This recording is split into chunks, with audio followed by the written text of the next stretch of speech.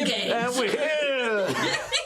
Welcome back to Bloodpunk, episode 28 this time. How are we all doing? Hi, Jack. Pretty good, Jack. Hello, Ian. Just Ian. Just Ian. Just Ian. The Dragonborn. He's just in. Yeah, we all good? Yeah. Yeah. It's a bit of a like time of year where everything gets a bit gloomy, like 4 p.m. You good? Yeah, I'm fine. Yeah, just yeah. Do you need to talk? No, Okay. no, this is it. This is it. I'm fine. Oh man, yeah. Sorry, I realised I wasn't in the mod chat for levels and stuff. My apologies. Any topics to talk about? I haven't, because I've got a topic. Go on. It's one that Love that chocolate bar. we're not doing this again, Ian. No. Too many times. Dave was having a chat about it the other week with us. What's the first thing that you remember spending your money on as a kid? Oh, I know this. Oh Christ!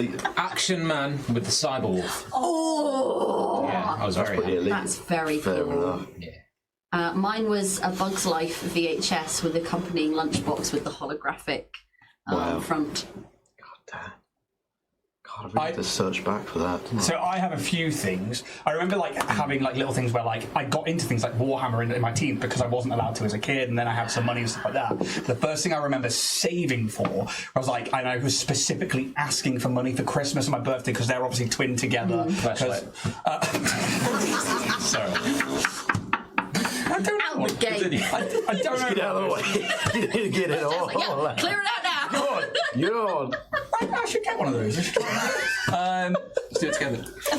Oh my god! You don't get double-ended dills. Like I wonder if you get like a double-ended Dills? flashlight. Surely, it's one of those things, isn't it? Like I a just love Chinese the- finger. Yeah. You don't need the dough. No. Only the deal. We just developed a new IP. Yeah.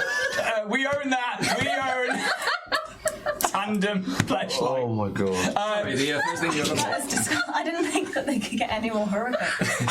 Tandem flashlight. Would that then be like docking?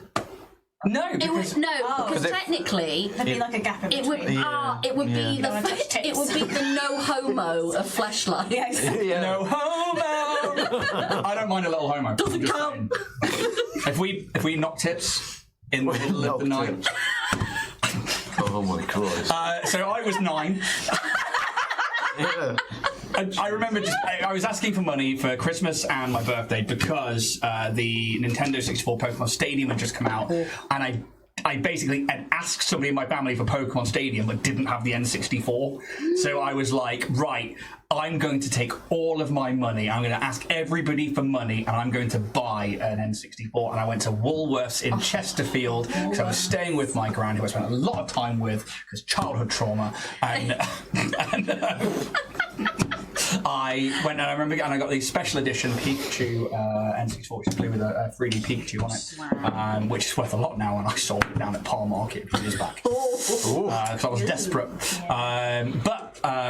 Yeah, so I remember that being my definitive, like, I have to save money, I have to have this, and that's where I think my, like, yeah, I mean, you'll see how determined I am when I want something, I'll fucking go after it. And that I remember being the first instance of that with money. That's a great question. Siobhan? I can't fucking remember. Neither And I can don't know what that I'm really says about struggling. myself Yeah. because I'm like, That you're not very materialistic. that is no. That is the opposite. I of me. am. I like things. too. But I think genuinely, if I Name a thing you like. everything. But I think if I like, yeah. That's the name of the episode, by the way. I mean, I can tell you now, it's not. Oh my god! If it had handles on either side, like Come on. joysticks. Fucking hell. Yeah. Oh no, but it makes it like vibrate as well. And then you could have like a phone holder in the middle. Yeah. So, like, and you could like be looking down, and then whenever looking at each other. But then your eyes meet across the flashlight and everything changes. Yeah.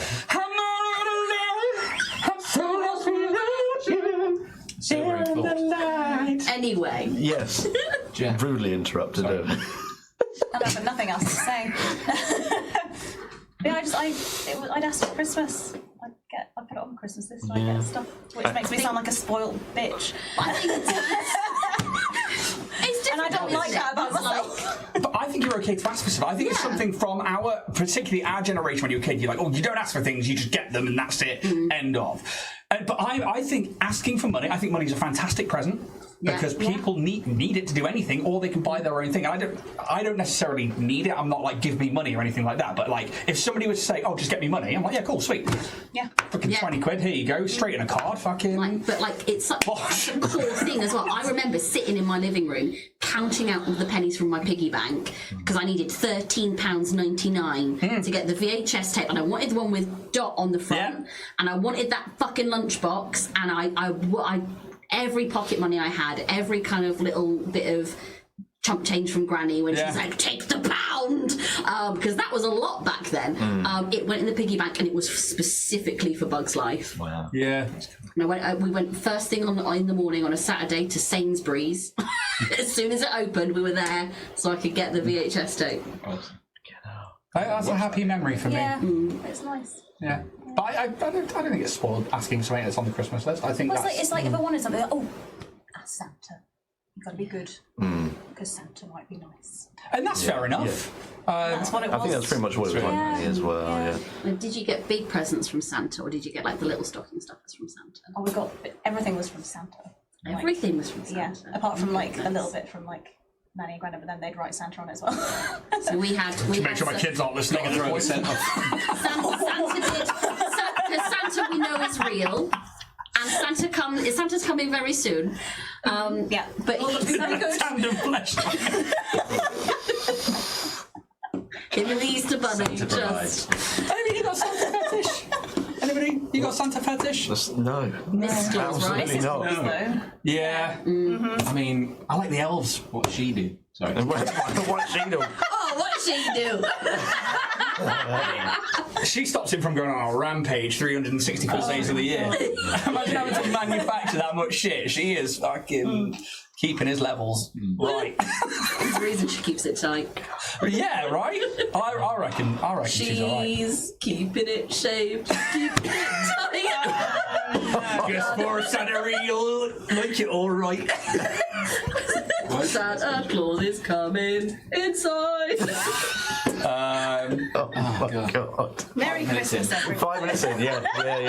You know, you wanted this one to be like not as bad as last week. Getting it all out of our system now. Oh god. No, so everything was from Santa because we employ a the stockings are obviously Santa. They get put on the beds and they're like So exciting. run into our room and they'll like open those up on our bed and we're all looking as a family. They get one, so they write a list. It's usually like of 3 things, and they'll get like one major present from Santa. But like anything huge, like I'm not like getting an iPad, but like anytime they've had like a Switch or something big, we're getting the credit for that. Also, Santa. when they go to school and they're like, Santa got me an iPad, and there's a poor kid who's not necessarily in the position where their parents can get them stuff. It's not fair on them either. So we try and keep it, you know, Santa gets them like one thing from the list in their stocking, the rest fucking old mum and dad bank. That's exactly what my parents did. Like it was like all your little bits, or like your stocking stuffers, that's from Father Christmas. But like the big presents, that's from mum and dad. Like that was always it. Yeah. That way they're not also getting like a massive stack of like stuff and being like really ungrateful for it as well. I think it teaches them that like their family. We have family who are like, no, we'll take the gifts and we'll make sure they know it's from Santa, and we're like, okay, well that's fine. I don't need the credit for it. Like I'm arrogant enough as it is and narcissistic enough as it is. But it is like the level of gratitude where like a kid gets something they really want from somebody that's a relative or a friend, and they're like, thank you. You know what? That was a really lovely gift. And like take, you know, my kids particularly, like I didn't used to like Christmas because that's when my birthday is. And then since having kids, I'm like, Christmas is all right, you know? I quite like watching them. And like me and Yaz have stopped getting each other presents, apart from maybe something within the stockings, because we realise if we just do the kids, we have a better time. We like to enjoy the day, letting them. Oh, it's great. I love Christmas now. Nice. Hello, mate. What's up? First thing you ever bought? What? First thing you ever bought? I generally can't remember like any specific thing. I remember like maybe putting my money like towards something a bit bigger. Tandem flashlight. Yeah, exactly. XXL. Do an upgrade. I remember Got a new sleeve. I remember one Christmas, it was the first time I ever had a console. It was a PlayStation 1. Oh, fucking hell, nice. And my very first game that was given to me was Rayman. Shit, fucking dude. Rayman. What a fucking OG game. You guys like Rayman? Fucking Rayman's love great. Rayman. Special place in my heart for it. Yeah. It's so good. Wasn't for me. So fucking difficult as well. Yeah, right? That little fucking pencil level. Oh, jeez. Oh my god, get That's out. such a good game. Yeah, loved it. Yeah. Resident Evil is one of my first games when I was young. Tomb Raider 1. But then Crash Bandicoot was my fucking... That was my platform game. That was fun. And I've even got like the remaster when it came out before. We actually were working together when that came. And it was like, that was something when I'd like just got to that job, had like a bit of extra money, and I was like, that came out, I was like, I must have this game. So there's an adult area, an adult time that I had, it was like, I must spend my money. I think one of my favourite games on PlayStation 1 was having Time Crisis. Yes! But like with the pistol that you aimed at the screen, oh my god. I remember like, I don't know whether we just sold it or got rid of it at some point. And then like a few years later I was like, oh, do we still have that Time Crisis game? We got rid of it. I mean, you can't fucking get them anymore. No, and they're worth a fucking fortune. Yeah. My next door neighbour had one. I hated him, but I loved that game, so I spent quite a bit of time with it. It was a prick. And the little buttons on the side where you could like switch like positions or whatever. When they brought out Time Crisis 2 and had the fucking backslide on it, so I was like, oh my god, I wonder why I joined the military. I wonder where that came from. Oh man. Yeah. There you go. Banter. That was a great fucking question. Really, very good question. Courtesy of Dave. Yep. Dave, he asks really good questions, Yeah. so I think He we does. should go. Huh? Who? I am the most gullible. Never heard of him. He's not on the shows yet. Never heard of him. Doesn't exist. Everybody's potting around in the garden up here. Like, no, don't know yet. Nope. Just hang out. I sometimes just hang outside the door to the woodwork thing and I just watch him. I'm like, like, you know when like somebody like properly upper class is just watching a tradesman like just do that. Let's move on to our sponsors of the stream. Fuck, I love this section. First of which is Warrior Prince 3D. His name is Richard, as I'm sure you well know by now if you watch the streams by now. Does he have a printer though, He Jack? does have a printer, and what does he print? Tell me, Pray Jack. tell. Militaries, terrain, cosplay items, and much more. And currently you have a little code called To The Stars for 15% off your orders. And if you spend over £20, you also get a free 3D printed Starfinder badge along with your order. It's seriously high quality stuff, and I'm currently painting up something pretty massive that he's given to me that I have paid for. Tandem flashlight. Tandem flashlight is exactly what it is. Oh my god, you and Dave. Just you wait for the final episode of Bloodpunk. It'll be a mess. It's like putting a key in at both sides. Is it like a tea pipe for you three, and then Siobhan and I can just watch. Tea pipe.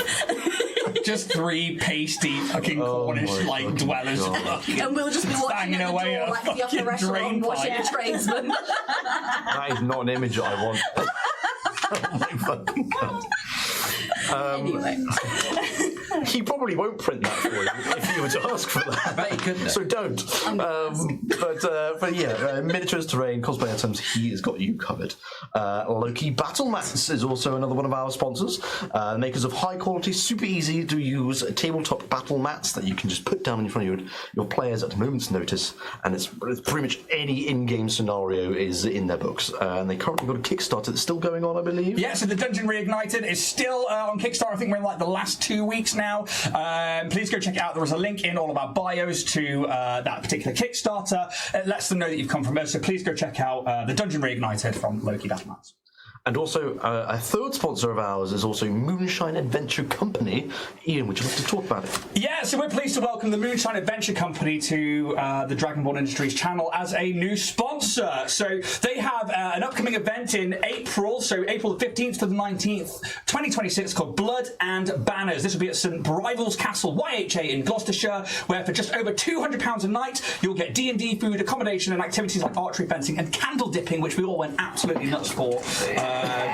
You'll also get an original setting inspired by the real history of St. Brival's Castle and the Forest of Dean folklore, where 7 D&D parties will all be working together throughout the weekend to culminate in one final story arc, I believe, which is absolutely mad. But it'll be GM'd by a diverse and absolutely incredible GM team. So please go check out St. Bribel's Castle and the Moonshine Adventure Company for what's basically going to be something that's insane. I know that I can't say anything about the future, but we are so excited to have them on board as a sponsor. So please, there is a link as well for that in our bios. Please go check them out. And if you want a taster one-shot for what they're going to be doing during the D&D holiday, you can go onto their online store now through the link in our descriptions or in the chat box below to go check those out. So thank you to the Moonshine Adventure Company for sponsoring DRAGONBORN Industries. Thank you, Ian, for talking about all of that. Put it on the fridge. You got that out. Just some fucking beavers. But another show supporter of ours is Roll and Play Press. Away with words. With books like this. For the Roll and Play Press. You DRAGONBORN 10 and check out. You get 10% off your books. It'll let where you come from us and we get a little something for it. Thank you very much, Roll and Play Press. Really good toolkits to just bring out if you're really struggling at the table to names or ideas for characters on the fly. They're perfect for that. And yes, as Ian said, DRAGONBORN 10 is our code for 10% off your orders from Roll and Play Press. Anyway, merch. If you head over to www.dragonbornindustries.com, you can check out all of the merch available through there. Now, we have minimised what we're doing at the moment as we come towards the end of our campaigns and we look towards future campaigns. But you can find things like the Bloodpunk t-shirt, which Jack is currently sporting underneath his current you can get things like the dark-gothic Industries mug, which I need to buy another one of because I do as well. My lid's on. Yeah, Michael dropped mine. Gone. Yeah. They're good. Mine's lasted 2 years. 2 years. Yeah. But With heavy usage. yeah, mine got dropped on the floor and shattered. But also, I make dice, and we actually are working on new masters. I'm actually working on your dice master now as well. So we do have a lot going on with the web store. There's hopefully going to be updates to it as well coming up. But please, if you want a little something for your money, go to www.dragonbornindustries.com to check out all of that merch. Jack, back to you. I'm going to maybe throw back to you for Twitch and YouTube. If you're on Twitch, you can follow along, and that would be absolutely fantastic. But if you want to sub up, we would absolutely love that. Or if you want to donate, that would be absolutely incredible. However, you could also use your Twitch Prime sub, which is completely free if you have an Amazon Prime account. You just need to link them up, and you can subscribe for free each month to go ad-free viewing. Also, on YouTube, a like and subscribe would go a long way. If you're not already, please go check them out, especially if you're only listening on podcast or if you're only on Twitch. That would help us out massively as we go towards more advertising revenue and ladders and rungs that we are climbing on that front. But we also have YouTube members where we put things up like the Drift Debrief and the occasional additional short where we're hoping to see more content soon with potentially DBI Olympics, maybe, where we are going to look ridiculous, but we'll make that things like that. Membership only. So if you want to check out our YouTube memberships, go across to there and hit join to see the levels. Also, we have a moderated Discord channel, which you can find in the descriptions to this video as well as in our bios and links. If you want to come to a moderated chat, we are all in there, but also other members of our community, then feel free to go check that out, and we'd love to have you along for the ride. And Gals and Pals, what's going on? Gals and Pals. It's Christmas soon for us. On the 13th of December, we are going to be at Happy Piranha doing our big Christmas extravaganza in aid of local charity. Local charity. Sue's Cat Rescue. We have. Yeah, one space left, and it is going to be epic. It's going to be incredible. We have a huge raffle as part of this. We've had amazing donations from companies such as Fistful of Crits, The Fae Portal, Midnight Tower, Halle Misty Moon Illustrations, The Happy Stoat, Rook and Rogue, DRAGONBORN Industries, Warrior Prince 3D. It's going to be an absolutely massive raffle. So we're going to be raising money. We're going to be having some Christmas cheer. And yeah, one spot left if you want it. happypiranha.com/events, and then we're going to be taking a break in January. Yes. You guys have been doing a lot. Yes. So that's I like us. the Happy State. Have you said makes me- I do. thank quite you. like I that. get a good image. She's actually donated a couple of her brand new player notebooks, which you can find at her store. Look up Happy Stoked; it'll come up. But they're like little D&D themed stoats and like hardback dotted journals. You've got like a ribbon thing. There's like a bit in the back, like put your inserts and stuff. They are insane. So highly recommend. Lovely. Well, if there's anything else, One more thing. one more thing, please. Seriously. Yeah, terribly sorry. If you could all just write me a note and say you love me. We are... Don't. Fucking... I won't be able to handle it. We are coming up on episode 100 of Starfinder. It will be on the 15th of December, I believe, is our 100th episode, and the last one of the year before we go on our Christmas shutdown. We are going to be... I love it. This is better. We are going to be all suited and booted and getting all dressed up to have a laugh and also celebrate, because it is one hell of a milestone. So if you do want to come and celebrate, even if you're not cut up, just come check out the banter section at the start and just celebrate with us, because we are, trying to mark every little milestone where we can. So, episode 100 will be a little party, 15th of December. Indeed, indeed. Back to you, Jack. Well, I love this one. if there is nothing else, then we shall continue and start the Bloodpunk episode for tonight. Music, please. Work. Maestro. Maestro, if you could. Need a blue tack on the side of the TV, please. I want to keep Alex's notes to me. I love it. Yes. Love it. So much. Thank you. Listening. So, last time, you all arrived face to face with the Blood Titan abomination deep within the halls of the Marrow Pit, with Kraglin keeping up the pressure and dealing deadly wounds to the beast, and you managed to slay them. You find a white crystal gem within their chest cavity, and it seems to have somehow been fueling this beast and keeping it alive. With this gem, you insert it into the nearby dais, where the wall in the side of the cavern starts to rumble and shake as parts of it start to fall away, forming a familiar portal. However, you're pulled into another vision by what means you're kind of unsure, but this vision shows you something of the past. Following three figures you now know to be called Sierra, Thalen, and Arkan, you watched as these three figures ponder over the huge, open, and untouched landscape of Tolia. After a small discussion between themselves, they walk in opposite directions. We see Arkan crouch towards the earth, and with great magical power start to separate and carve an incredibly large piece of this land from Tolia, and the vision shows you that Sierra and Thalen, far in the distance, are helping in this endeavour. You see the landscape and the three figures start to disappear into nothingness, leaving behind nothing but ethereal wisps and essence as they too fade. You next see Arkan starting to terraform and shape a part of this stolen landscape, creating familiar architecture that you've all seen below in the depths of the Marrow Pits. You next see Arkan leading groups of many people of all races through a portal into this land and encouraging them to make their homes here.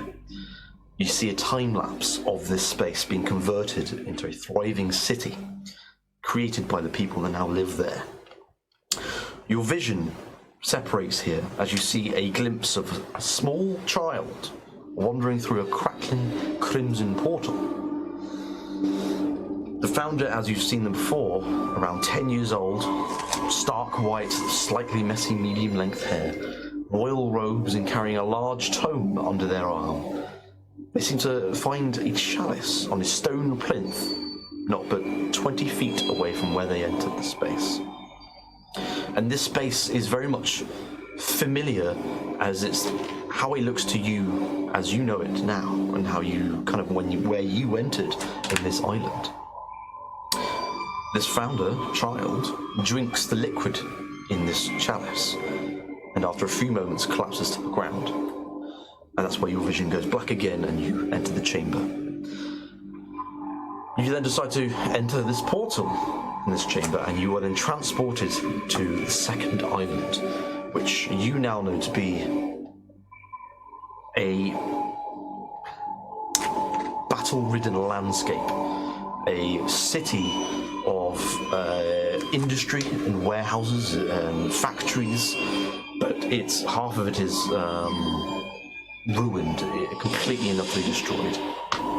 the most obvious thing here is the amount of automaton bodies that line the streets, and specifically of which on one side of this island, what seems like a wall is actually just a huge, gigantic pile of automaton bodies that have just piled up over time.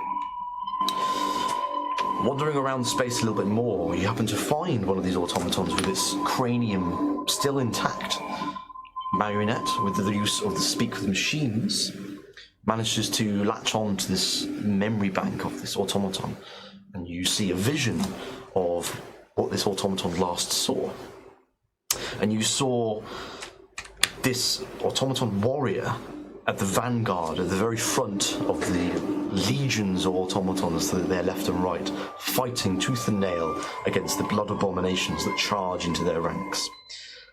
Until eventually one of these flying blood abominations picks you up and flings you over this battlefield straight into the side of one of these buildings in the city, and you collapse to the ground, and the lower half of your body is separated from you, and your vision goes black.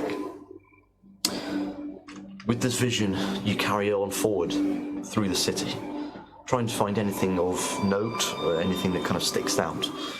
And you see one larger building that seems to point out from amongst the rest, and you make your way towards it.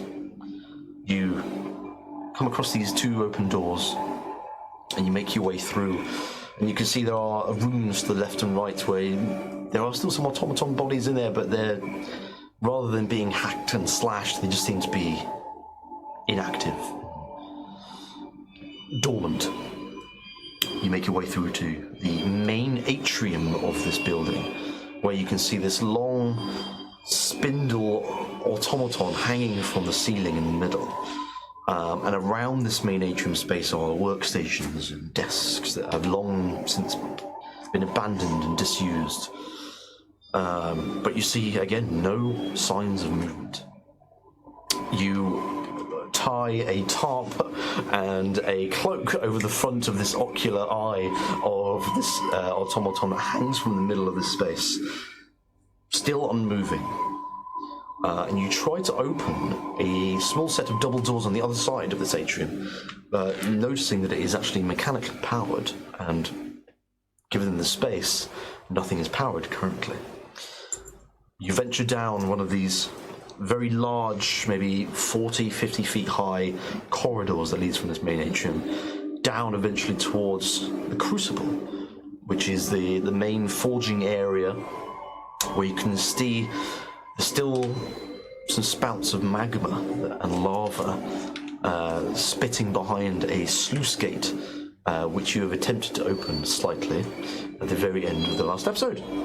And that's where we come in. I know it was a bit of a longer recap, but I thought I'd just get the details all in there. Thanks, Dan. I consider myself Capped. Very good.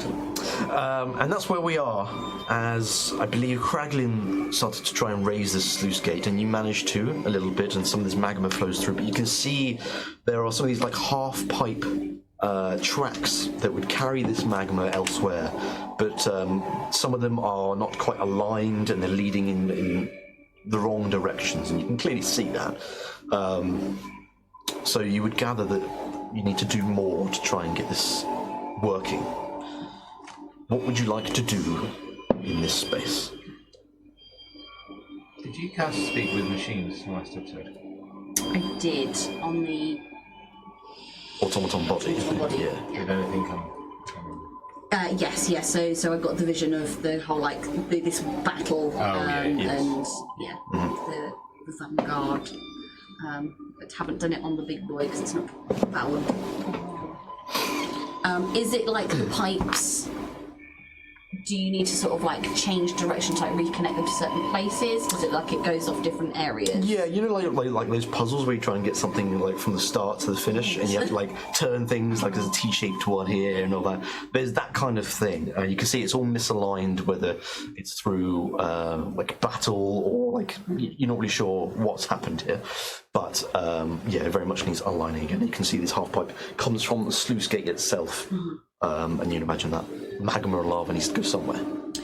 Can we sort of try and see if we could plot a point to where we think it would lead off to. Yeah, absolutely. If you want to do that, then you can make me a straight intelligence check. I think this, Smutty 20. I think this track is struggling with the compressor. The high pitch is being like really picked up. Okay. Yeah. That's fine. I'll figure something out. Smutty 20. Smutty 20. So we'll just bring it down a little bit more. Yeah, you work out, because that actually beats the DC, just. You can see there's one, it almost looks like a well. You imagine like some of this magma needs to sort of collect here, and the steam and the heat that rises starts to turn some of the cogs above it, and that maybe would activate something else. You can see exactly where this line needs to go. So you've got that nailed down. And I will relay that. Well. Where do you want this marionette? Crazy not being this. Well, we need to have a little collection of the magma in the well, so if we can try and work out how to move the pipes, it looks like there's a system of cogs that will then, with heat and steam, get things moving in some way.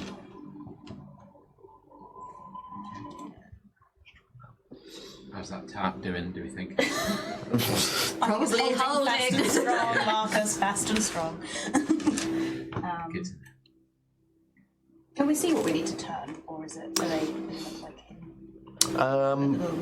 You can have a little quick perception check, just kind of like look around the space a bit more. If you want to. You're in this space. I will say there's nothing here, again, nothing's moving, nothing's trying to attack you. That's bad. 18. 18, 8, 15. 15. Natural one for a 12. Two less than mine. Anyone 15 or above, you can see that there is like a central column that appears to be like some desks around that's kind of like built into the column, and you can see there's a multitude of levers and buttons and sorts. There's nothing immediately obvious as to what does what, but it very much looks like a control point for moving certain things here. And you imagine that could be to like move certain sections of this half pipe, you're not sure. But you would know that this sluice gate also needs to open, which is very heavy. Seems like a job for me. Yeah.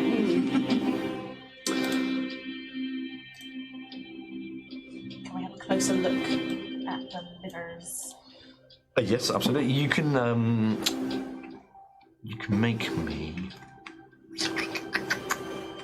an investigation check. I'm going to go quickly listen to it, see what the issue is. Yeah, okay. Oh, I can reroll that anyway because I'm a halfway thing, but I do get advantage on investigation anyway. I thought that prick Oh, would never leave. lovely. No, I like it. 24. 24. I think certainly with Marionette's help, where you've identified what needs to move and communicating that with each other, you start to work out what levers do what, and maybe you try a few things out, and you can see, try like a lever out, and you can see one of these sections start to rotate like 90 degrees. Yeah, you certainly figure out what does what. So you're at the controls and you know how to do things. I've cracked it. Good job, Kitty. What a team. Yay. Anyone else like to do anything in this space? I guess we're just waiting on Craig Lane.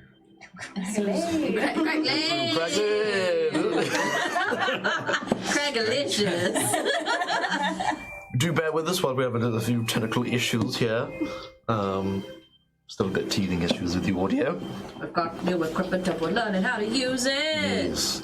Should be some improvements coming along very soon, actually, so... It's very exciting. Indeed. So do we think we've kind of got it locked with, like, we've discovered what we need to do, we've discovered how to do it, is it just getting the brute force in? Yeah. Actually, Kitty, can you turn any of those levers, or does it need power? You very much know that it's kind of like, it's more of a mechanical move rather than... Yeah, so it's just power. moving it into place. Yes, yeah. No, I've just moved it into place. We just Fantastic. need Craiglin to Give us do some big arms. Craglin's disassociating right now, so.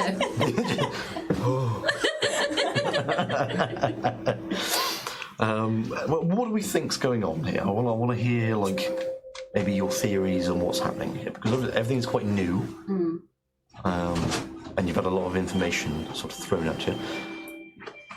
Sorry, I checked out. Is everything okay? I was just trying to move this sluice gate. Did you roll a check? Did you? I did a perception check before I ran off to check the sound. Oh, okay. Did you want to move the sluice gate? What was the? I do apologise. We've got it locked and loaded. We found out we need to make a little collection in the well, and Kitty has found the levers and has moved them to do the movement. But now we've got the gate to go. Excellent. Let me know when you need me to move something. Now. Straight strength check. Straight strength. Yes. Cool. That is a 21. 21. Just and you kind of like get your weight underneath it, and you can see on either side of the sluice gate is like these two kind of like bars. You would imagine maybe like two people would usually lift this, but you managed to do it with your probably your storm giant. Was it cloud giant? Cloud giant, yeah. Cloud giant belt giving you the extra strength, and you managed to go, and you lift the sluice gate up. I just make that noise. That sounded very strange. And even with your strength, it is bloody heavy. And the magma starts to dribble through down these half pipes. Not at a quick Do a kickflip. and they start to run through. And over here, can you make me a dexterity check to try and like move these things in line as the magma starts to For a second I was like, roll through? jump over some magma. Is everything all right, audio? It's the compressor. Okay. It's just obviously the attack's really high, and it's basically making. I think what Fluffy thought it was the music, but actually it's the compressor picking up everything. So when somebody's low or body's out, going shh, and then trying to bring them up. So what she's hearing is the compressor attacking. Okay. So It's fine. We can still hear us, and the music's at a level where it's fine. Okay. Consistency. Yeah, but it's, Okay. we're learning. Yes. 9. 9. Oh, classic Siobhan. I know, but it wasn't on the dice. We get the picture. Still classic Siobhan. I don't think it counts. So I'd say like you managed to get a few of these pieces correct, and then you kind of lose your way as this track starts to split in different directions. Guys, I'm confused. Do you need help? And some of this magma starts to pool on the floor. No. as it kind of, like, Why is she wandering off? Can I come in sorry. and sort of try and help? Absolutely, you can. You can make a check and do it. Dexterity? Yes. I thought machines would be easy. You're never gonna guess. It's a 9. Did you get any pluses to it? Oh my No, god. that's total. Having not like looked at these controls yourself, you're kind of like bewildered. You're like, yeah, I'll come help get it. All right. You start just pulling levers. No. Can I just jump in? Like, oh, shit. Yeah, absolutely. You can jump in and see like there's shit's going wrong. You can try, and try. Help! We're just too little women. It was too big for brain. Our boobs got in the way. In whatever way a third person can help, I will Sure. grab some levers or Respectfully. Okay. So you can make me a dexterity check. dexterity. Yes.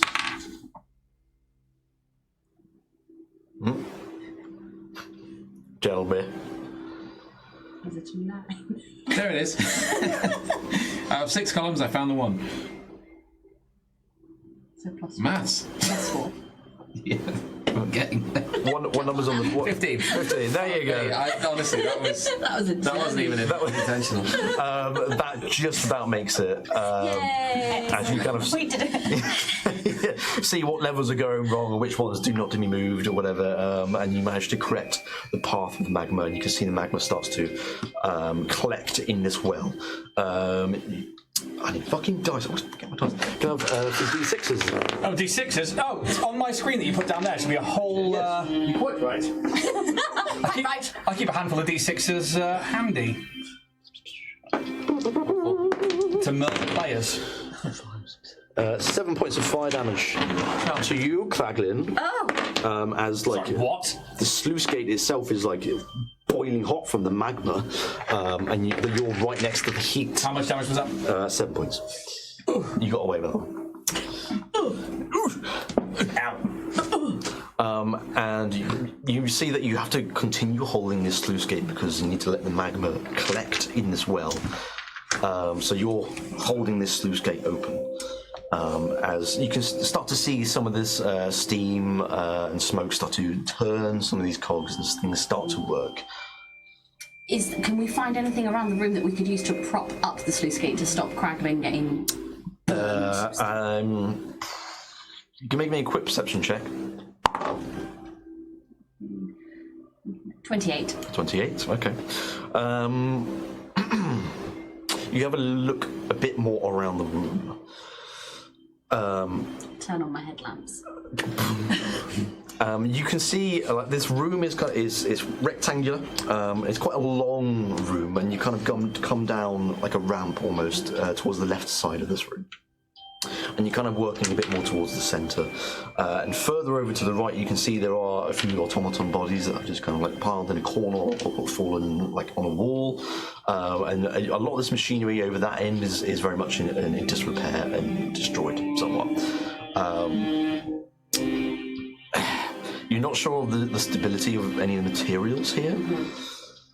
You can see there's like a large piece of machinery that's kind of like been pushed or fallen over against like a nearby door.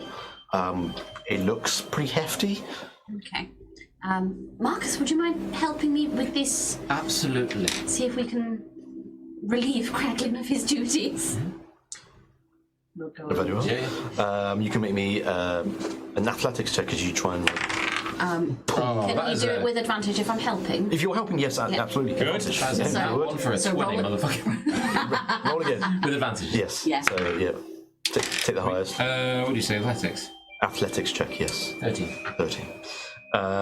It's a very heavy piece of machinery, this one, and it kind of looks like the only thing that you could try and move to put in position. And given how much Kraglin is struggling with this sluice gate, even with his strength, you need something hefty. Could you levitate it? I could, yeah. I could. Could Bigby's hand hold the gate open, or is that too big a spell?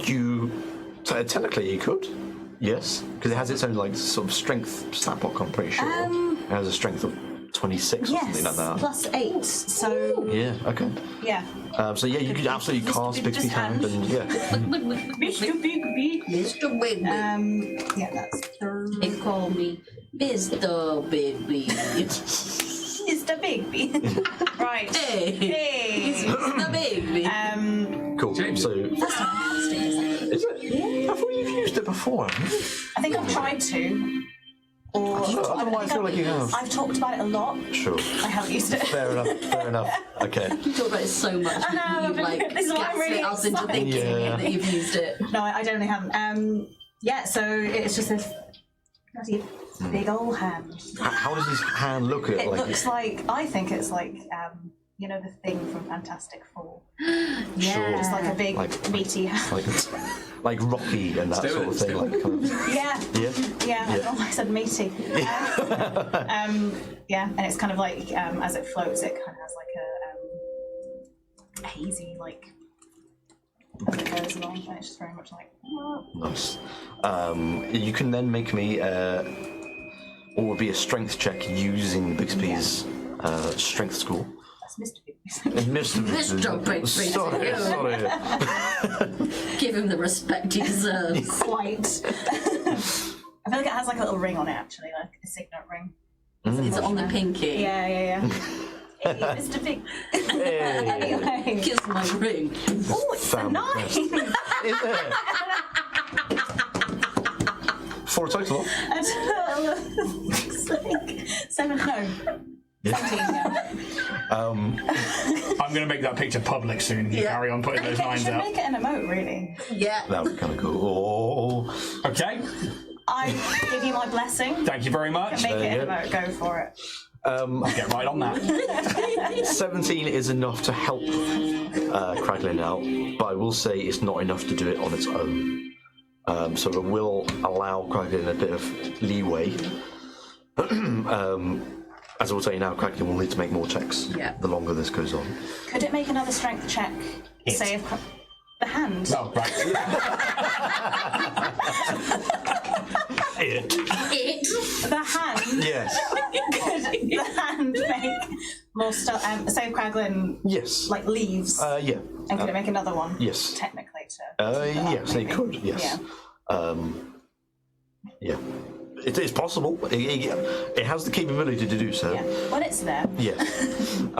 So, Kraglin, I won't make you take damage because you don't have to be so close to the middle of the sluice gate. You can kind of get to the side a little bit, and you won't take any damage on the next round. As this well starts to fill up, it's kind of like halfway at this moment. Kraglin, you can make me another strength check, and Mr. Bigsby can make another one. Actually, not as good. It's 20. 20? 20 is just enough. Okay. Slutty. It's an 11 for me. It's 11, okay.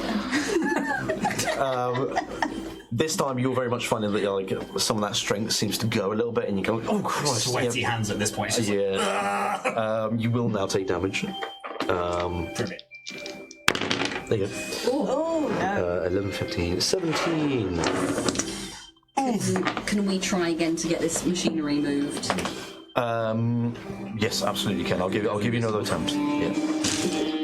Do you want to roll it? Yeah, if you roll, that's I'll it. help. So if you want to do it with advantage. Okay, what am I rolling in? Athletics. Athletics check because you're trying to move this piece of machinery. And again, because of Mary, let's help. That is a 17. 17. What did you roll last time? I think it was 17. I think, last time. Yeah. You managed to like move it a little bit, like just to one side. It's a hefty piece of machinery. It looks like it shouldn't weigh as much as it does, but it Wedge it over with like a piece of mech. piece What of we're neck. trying to do. I do have my steam hammer. I could, like, since I'm favouring the Vorpal sword, happily offer that up. And he will be like, it's good for cave-ins and strength, please. Okay. As long as you're sure, Kraglin. Ting! Fuck. You can try that if you want to. Yeah. Okay. You'll have to like prop it up on something else, so it'll have to be something underneath it for it to reach the height of having the sluice gate open. So Can we grab some of like the automaton bodies to like? Or anything do that can withstand heat. Automaton bodies. yeah, it's, Any more of this track that might be anywhere that takes this lava. We got. whatever you want. I mean, there's like parts of this track you're not using in a minute because you can see that it goes to places where you don't think it's going to do much for you. In that case, let's take that bit of heat very well. resistance. You can, if you're all getting in on that, I think you can all make me.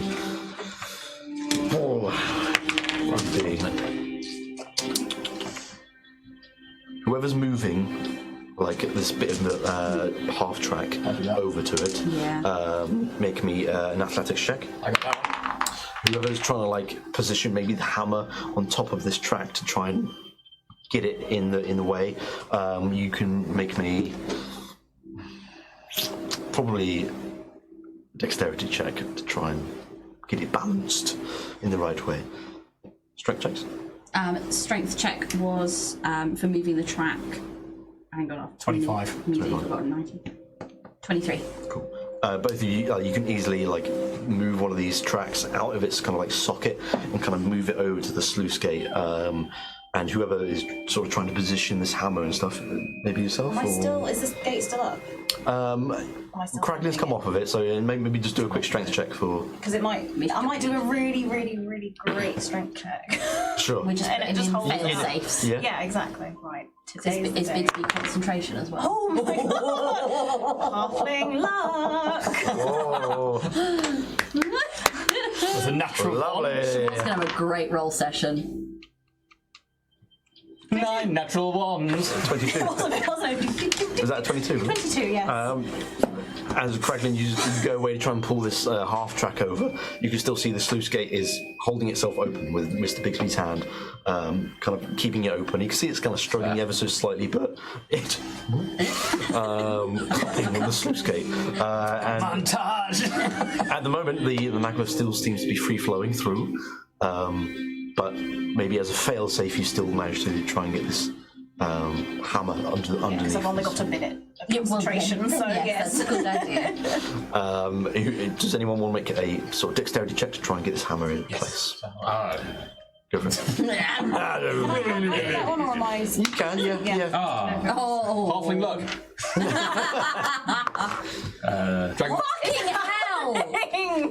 That's another nat 1. So over here as well. Oh my god. Oh my goodness. 14. That's weird.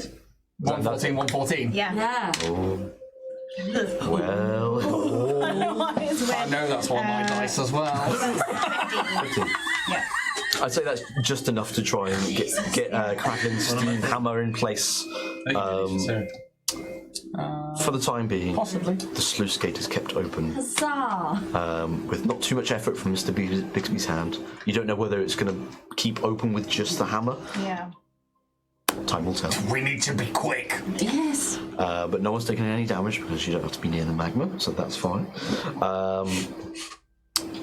Alright.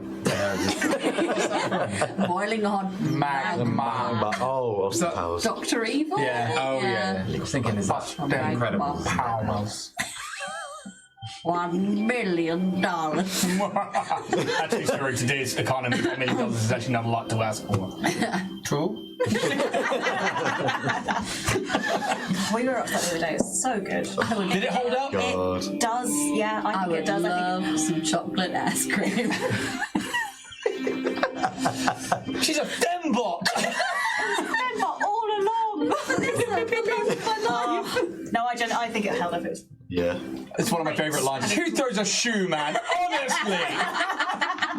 Random task. I love that. Like, I thought I smelled cabbage. No concept. This coffee tastes like shit, Basil. It is shit, Austin. Bit nutty. Sorry, man. You're all good. I'd have got it wrong anyway. I always do. Right, so this well is starting to fill up proper. I think you kind of get the feeling that maybe something else needs to be activated, perhaps magically. And anyone who's magically inclined can make me an Arcana check in this moment. All right. Does a paladin count? Yeah, You know go on. spells? Yeah, I mean, to be fair, you all have spells. Yeah, in I'm some going way, to say that he will. Arcana. Arcana. What? Marcana. In the middle of my street. Marcana. 19. 19. I hate doing that. There you go. Oh, 7. 8, 19, 7, 8. 8, 13. 13. Oh, trust. Sorry. So, Give it. on this central pillar, where you see all these levers and buttons, seeing that like the mechanical stuff start to work, you're not seeing power sort of being distributed. And with the Arcana check, you can see, as you look a bit closer, there are arcane runes placed into some certain sections of this control pillar that seem to have either been smudged away or like some of them missing. And you can work out what these runes are because they're quite familiar to you. They are parts of the schools of magic you use. Fucking hell, that really went through my throat. Christ. Another one. Not right now, all good. What happens when you get knocked in the back of your throat?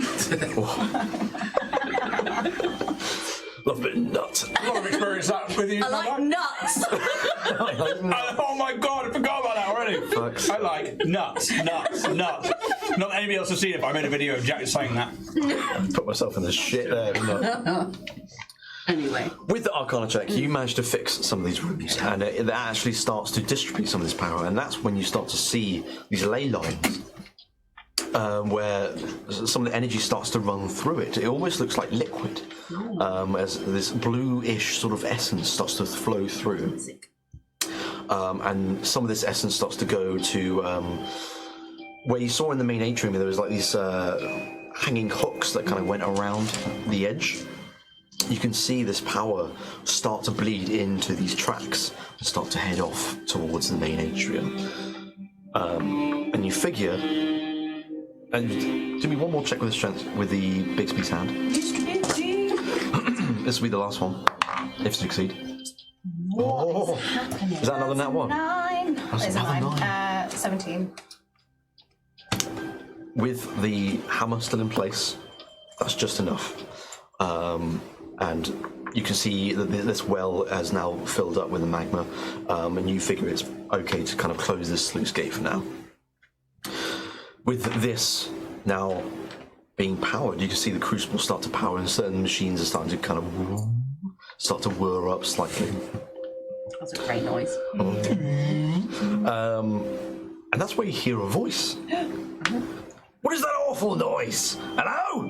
Why is this door not... Yeah! Kill him quickly. Hello? Griff, are you pranking me again? We've got work to do, you lumbering oaf. Now is it the time? Yeah. Griff's not here right now. If you'd like to leave a message, he'll get back to you after the tone. Beep. Is the sound coming from like where this big thing that we've been trying to move is blocking? Yes.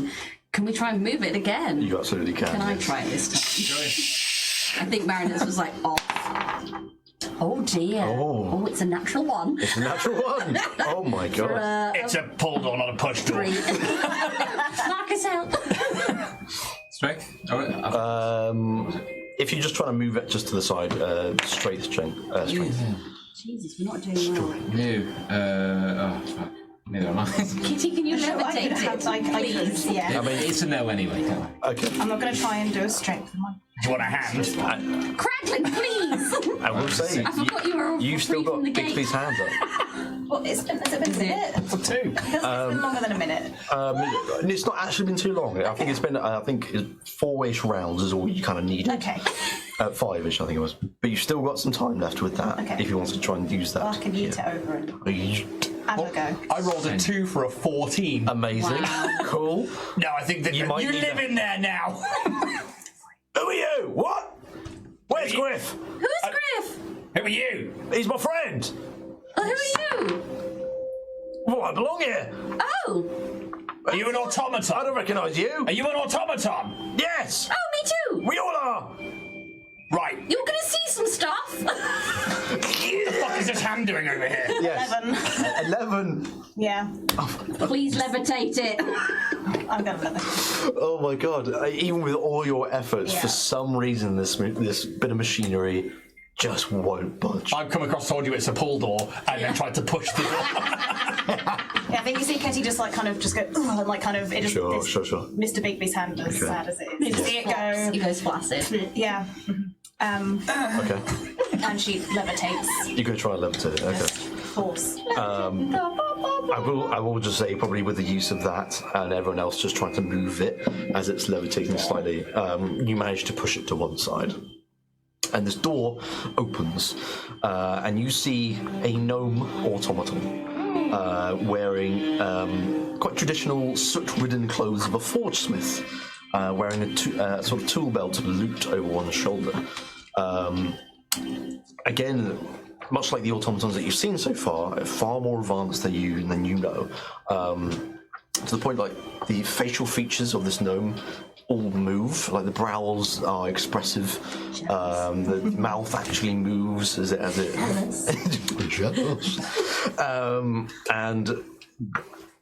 he sees all four of you. He's like, what? He kind of hesitates for a moment. It's okay, all of your friends are dead. What's going on here? Where is everyone? No longer active? What does that mean? It means What? deactivated. And he kind of like peeks around the corner. He's like, why is the forge empty? We're in the middle of a war. Yes, that war I think is over. Yes, Long time. I think you missed it. I do hear no sounds. And then, like, he kind of like An oxymoron. goes to sort of like walk past you a little bit to try and like explore the area a little bit more. And there is like one of these automatons, a slightly bulkier one. Maybe is perhaps a warrior or something like that. But they're kind of like sat cross-legged, like maybe 10-15 foot away from the door or so. And they just kind of like power down. Like one of their arms is like just missing. and he kind of like happens to spot this automaton through you. Griff, are you let them in? Griff. There's some explaining to do here. What's happening? I'm so sorry. Is it possible to share like automaton to automaton? Given that I've like locked into the frequency, could I share the memory that I've got off the? I know this is real hinky, and you can absolutely say no. Hinky. With the one that you got first. Yeah.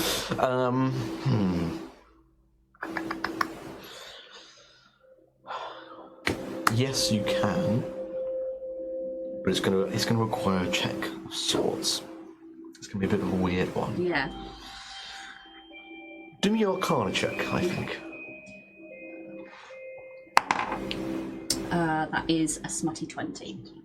How do you attempt? Do you think? What's natural for Marionette to try and connect with another automaton to try and transfer?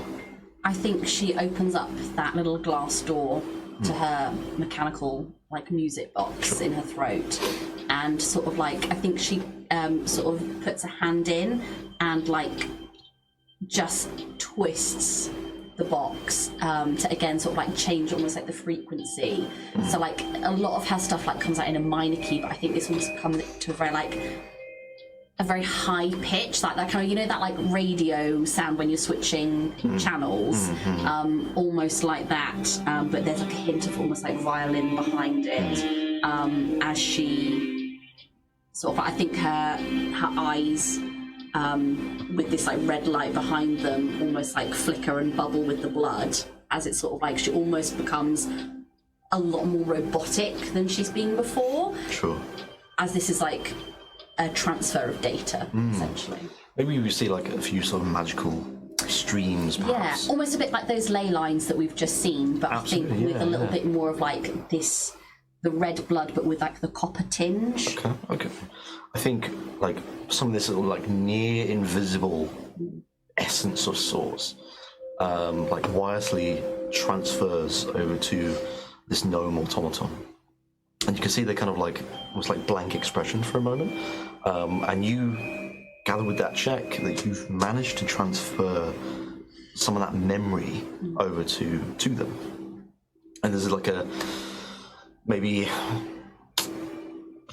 20-30 seconds of everyone else kind of like seeing this gnome automaton just kind of stand there, blank expression, and they kind of come to and go, I mean, yes, that's the war. How did you do that? I'm not quite sure. I've never experienced that before. Me neither. I just sort of went with, I suppose, instinct.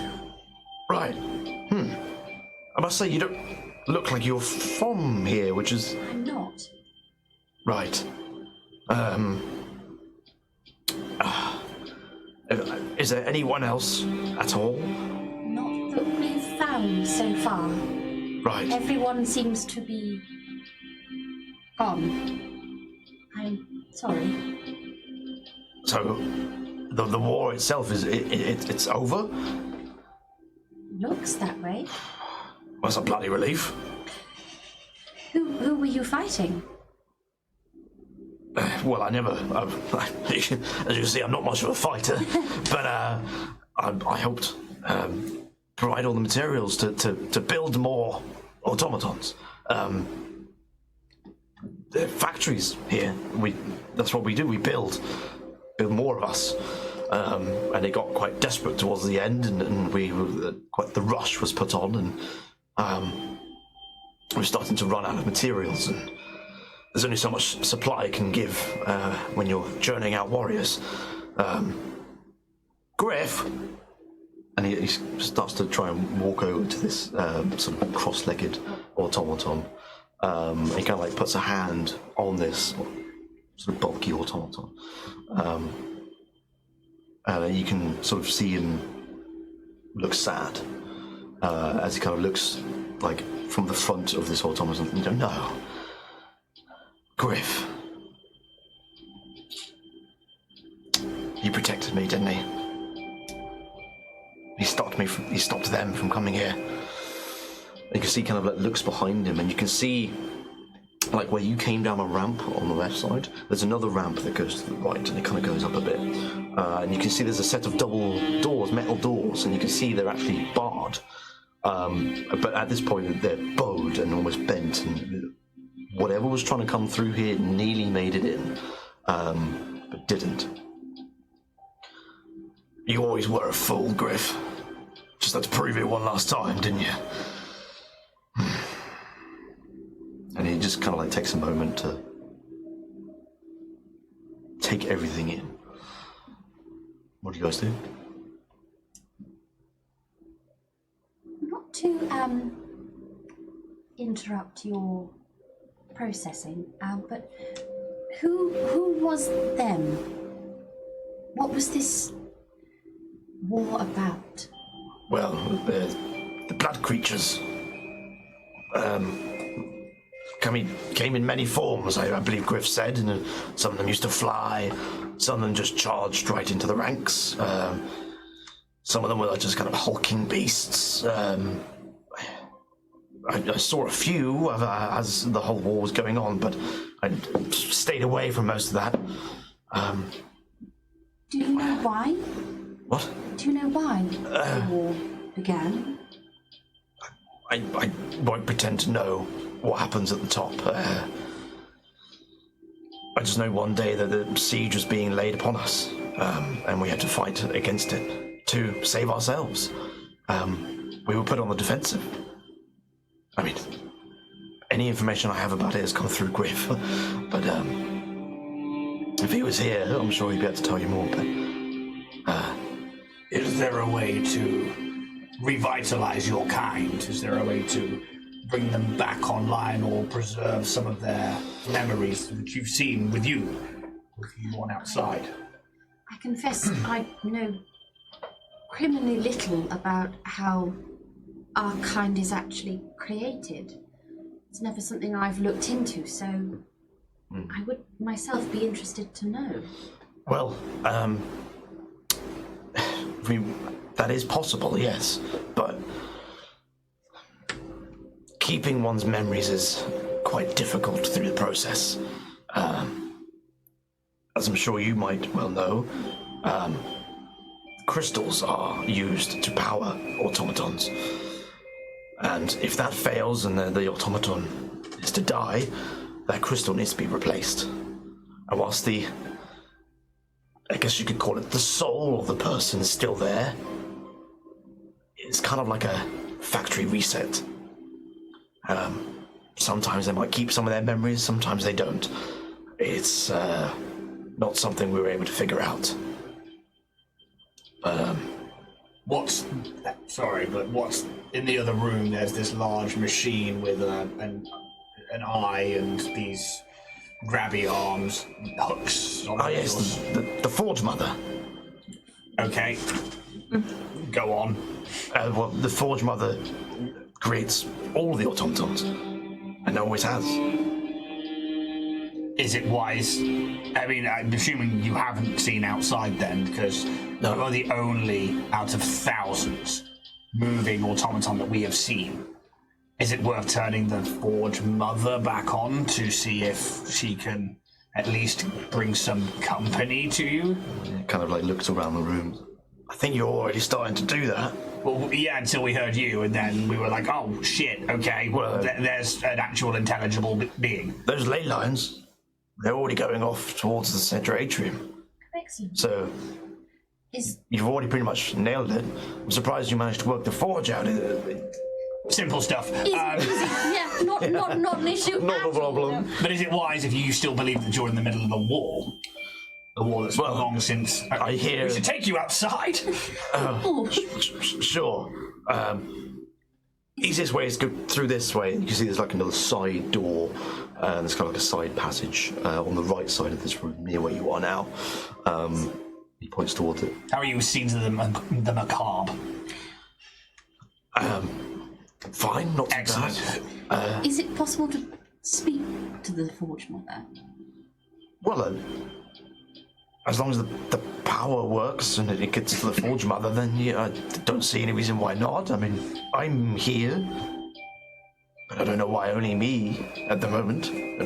I would have expected at least you to find a few others. Nope. Not one. Pretty brutal ending of a war, by the looks of it. The only one salvageable was the memories of that I shared with you. Right. And where did you get those from? Outside. They're clearly not your memories. No. I cast a spell to try to speak with an automaton, but they were not entirely active, so that was all I was able to garner, but they were the only even slightly active. They're just... we're just piled up out there.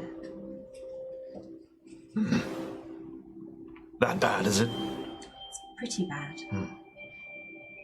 So, Honestly, the most automatons I've ever seen in my entire existence, and they're all deactive, so... Where, again, I don't know if you'll know this, you said you weren't part of the fighting, but where did these blood abominations come from? Do you know who was leading them? Do you know if there was any talk amongst the soldiers, your warriors, about, the blood abominations of this person are here to attack or lay siege? well, they came from the Bloodlands. Which are...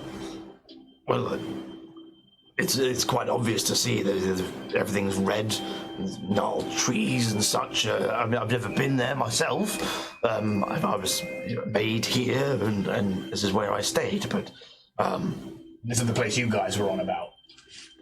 The blood, this plane of blood. Possibly. Feels correct, yeah. Anybody rule the Bloodlands? Arkham, I believe. Wait, we know that. We do. Okay.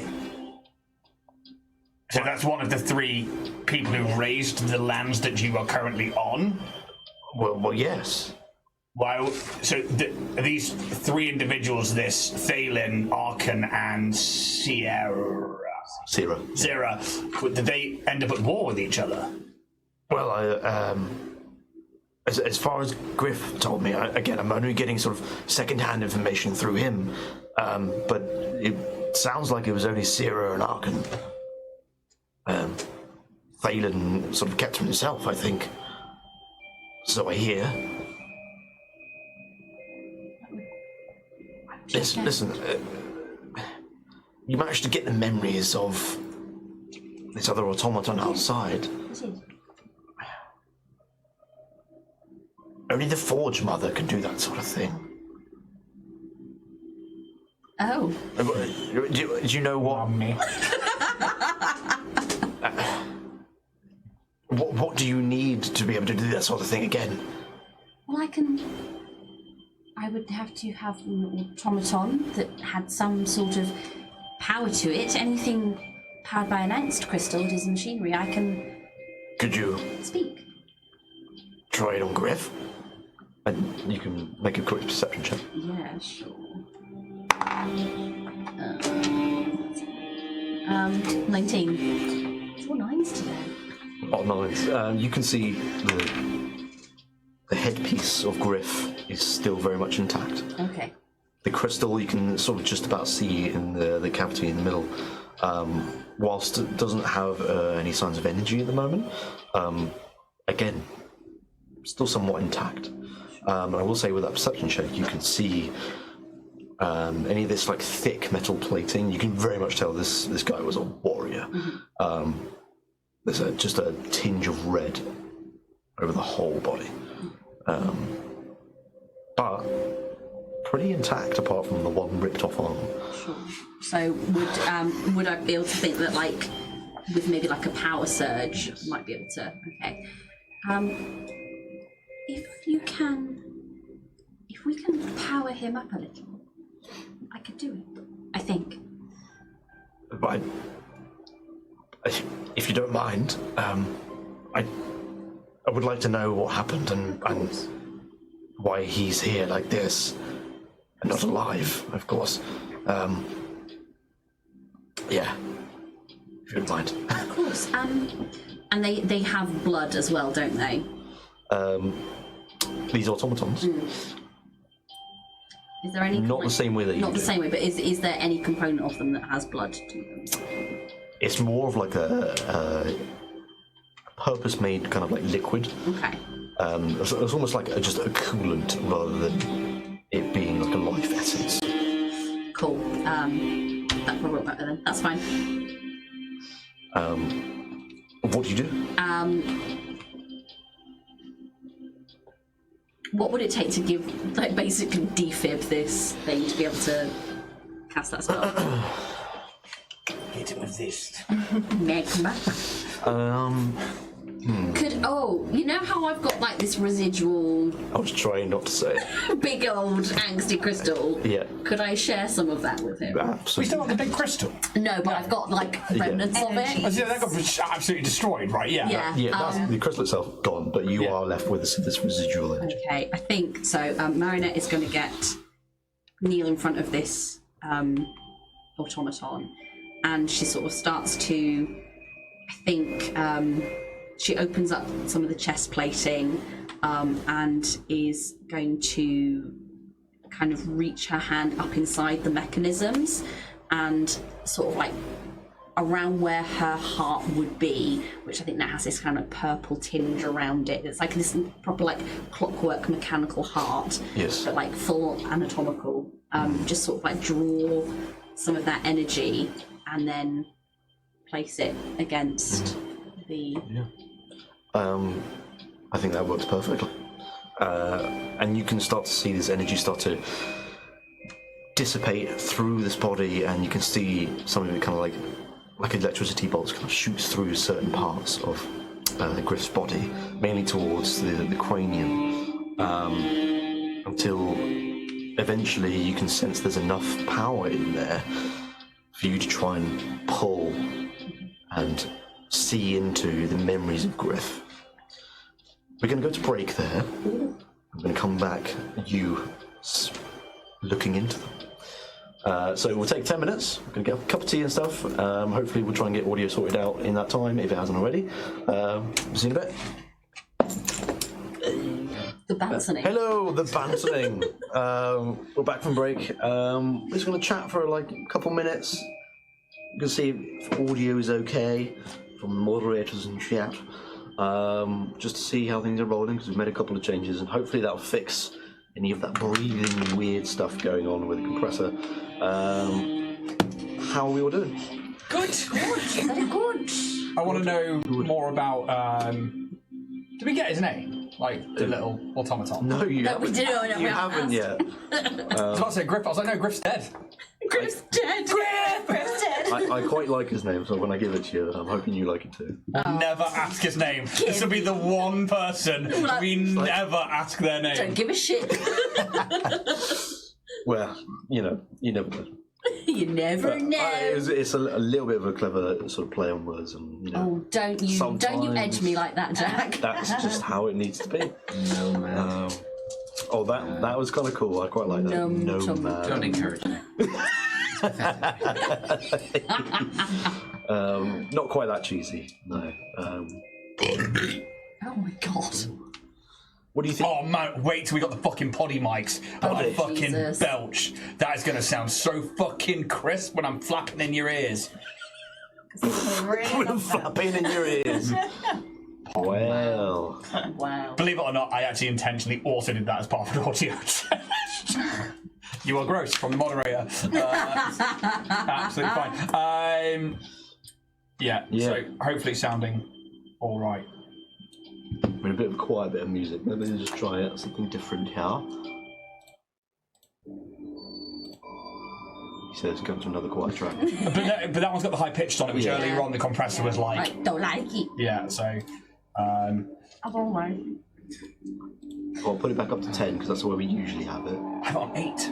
I'll put it down to 8 because that's where we usually have it. But I did also because I went in on the remote desktop near the start as well, and I ended up dropping it down like 10 decibels as well, the media player one. Interesting. Have we eliminated the sort of breathing-y issue? Yeah. As long That's as the main thing. we have a listen for that, please, Fluffy. Thank you very much. All good. All good. So let's, Siobhan, if you want to take us off. Yes. Into the I sunset. genuinely was like, what were we doing? Bloodpunk. Yeah. Bloodpunk, Well, we met Nomad. Yeah. Not cool Nomad. Not cool Nomad. Just before we go back in, what do you think you're going to see? I don't know. I think part of me thinks we're going to see Griff like making a barricade. Yeah.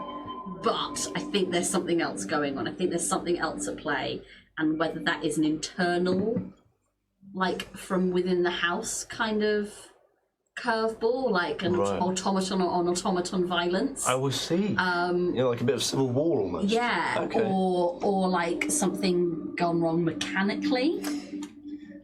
But I'm just, this is what, and we talked about this earlier, this is what I do. I cast out a wide net to be Fair able to enough. bring it back. I'm Shoot your shot. not far off from that, and unfortunately, I don't want to say anything because I think I'm coming from a meta point of view. Ooh. And I simply say that Yeah. because I haven't seen what you've had from Richard. I don't know what that is, but I know that it's big. Yes. I also, when you were once prepping in my house, saw a page of a book. Oh, it's all coming out. And I threw that idea away. Well, is that the book that I'm no longer Yeah, referencing? what I saw was a stat block. Sure. Okay. And I'm like, that's a cool BBG. Tandem flashlights.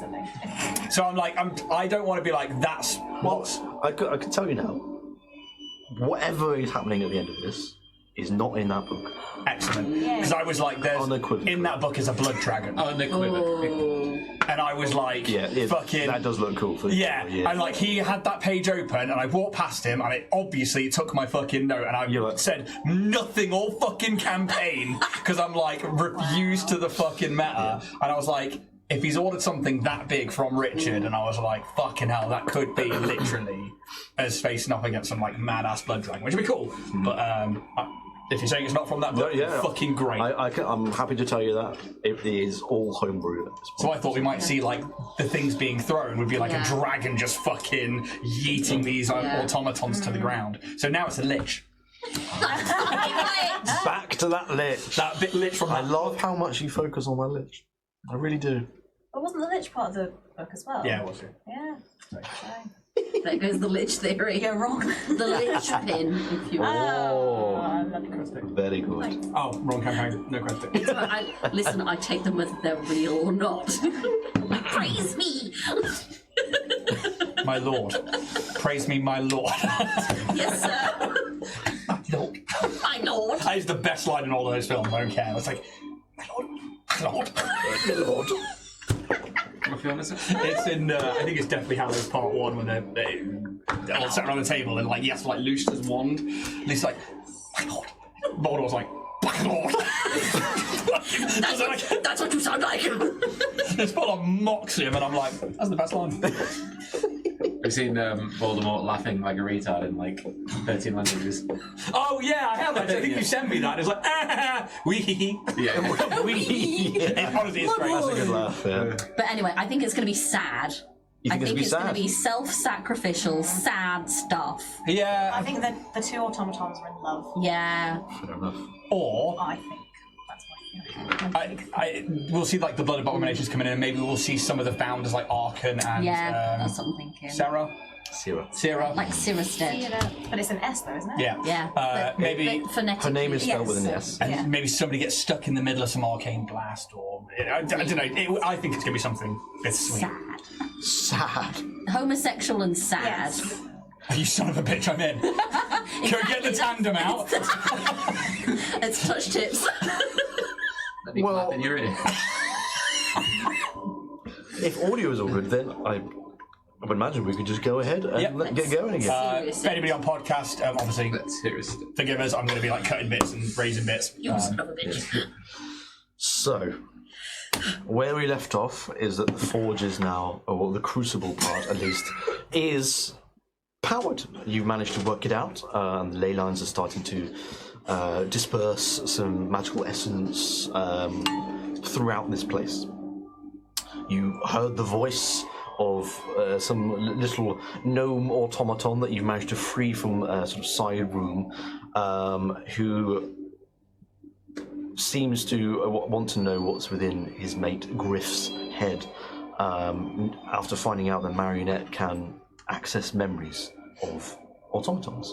And he's already said that he only knows that the Forge Mother can do something like that, to pull memories from another automaton.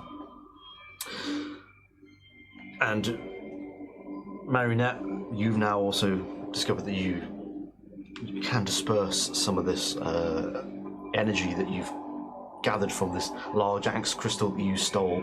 You can disperse it into this body to try and wake up Griff. Not in a way to bring him back to life, but to just give him just enough energy for you to just take something. Fucking wake up. And that's where we leave off. This music. Before we continue, I've got Sammy here. Yes. It's a very good question, Marcus. Switching immediately. No bad. Kevin. The name's Weldrick. Oh, fucking great, Jack. Weldrick Croft. Good boy. Croft is awesome. That's brilliant. Weldrick. Weldrick? Indeed. You sound like you went to public school. What's a school?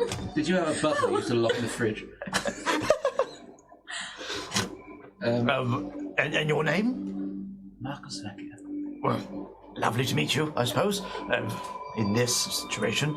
What about the rest of you? Craglin.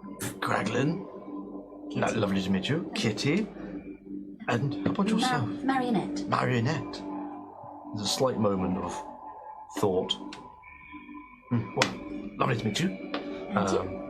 And maybe that's like the time where you start to kneel down and try and sort of... can I have a couple of D20s? Just run. Thank you. There's another one in front of the screen. He means to fuck us. I mean, I just meant Jack. I was willing and ready. So lunge over the table. you place your hand on Griff's chest and this energy starts to dissipate. And you manage to connect with this body and you start to pull the memories towards you. And I will change the music again. Through the eyes of Griff, you are in the streets of the city that you know, but all the buildings are built up, they're not in ruins, but there is a war going on. There is a siege of sorts. But at the moment, in the moment that the vision that you're seeing, everything's relatively peaceful, as much as a siege can be. It feels like perhaps maybe it's just started, like a week in kind of thing.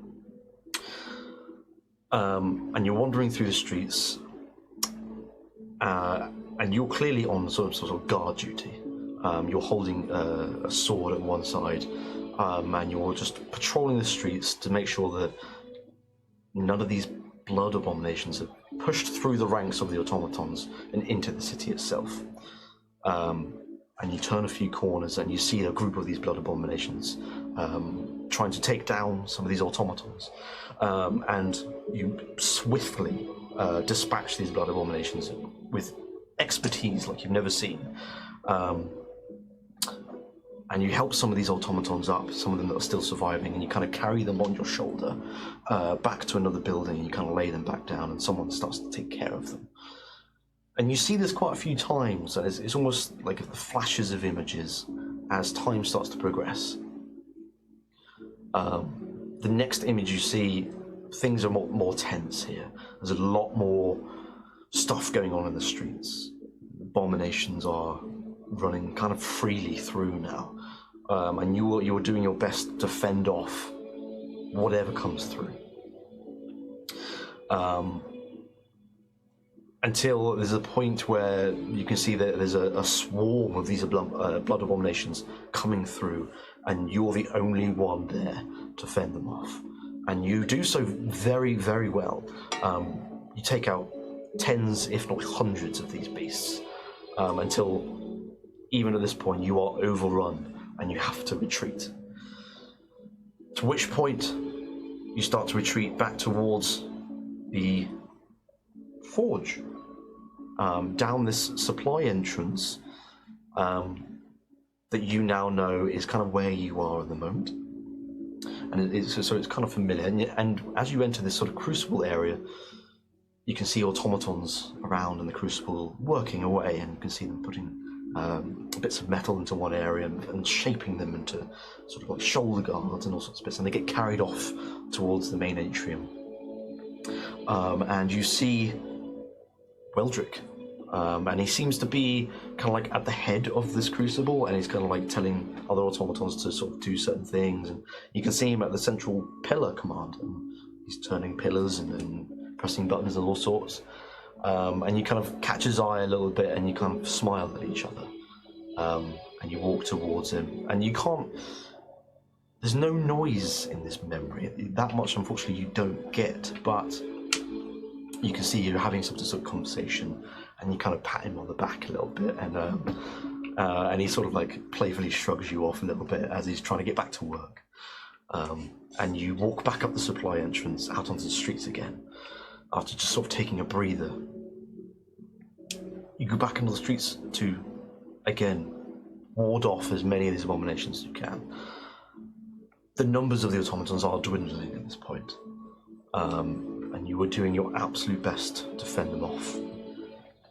The vision kind of flashes in and out at certain moments, and things are getting more and more dire as your numbers get worse and worse and worse. Until at a certain point you're feeling exhausted and your energy is low, and you start to walk back to the forge once more. At this point you reach the crucible, and these automatons that were working there before are starting to just chuck their tools to one side and make a run for it, just to try and find somewhere safe. The crucible just left to be what it is, to dry and go cold. And you start pushing open some of these doors to the side of the forge to try and see, because you're trying to find, Weldrick.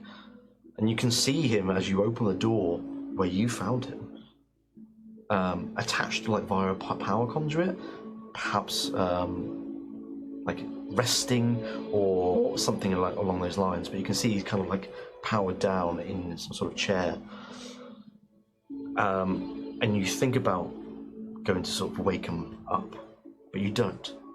And you kind of, your one large hand on his shoulder, it's almost like the size of his entire body.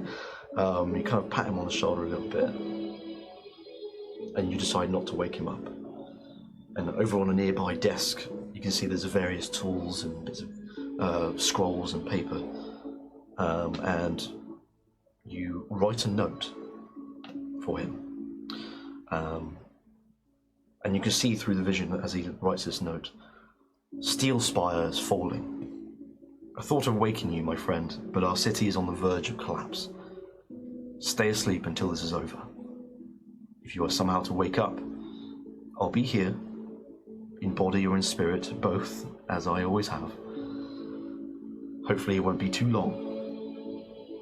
If you have to use this crystal," and as he grabs a small little crystal gem that's on the desk, "I really hope I keep my memories. And if I don't, make new ones with me. This isn't the end for us. See you around, buddy. Griff." And he kind of rolls it up, and with this crystal, puts it into one of Weldrick's pouches that he wears on his tool belt, kind of just ties it up, leaves it there, closes the door behind him. And you can see that machinery that was there rips from the crucible and drags it along to the front of this door to bar it closed. And that's when you can start to hear the abominations start to buckle and snap their jaws at the set of metal double doors, the supply entrance. You kind of take a breather once more until you decide, last stand. And you make your way through the side entrance to try and flank these creatures. When you do so, Your sword isn't with you at this moment, but you manage to pick up like the arm of another automaton that's holding a sword, and uses that as his weapon, and flanks these creatures, and you dispatch them as best you can, and valiantly so you do. But you look around once more as more of these creatures are just swarming in on Griff, and he's just battling them off, just swatting them to one side, cutting clean through multiple creatures at once, until eventually the vision sort of blinks out again, and you can see him elsewhere, somewhere else in the city, and you are breathing deeply,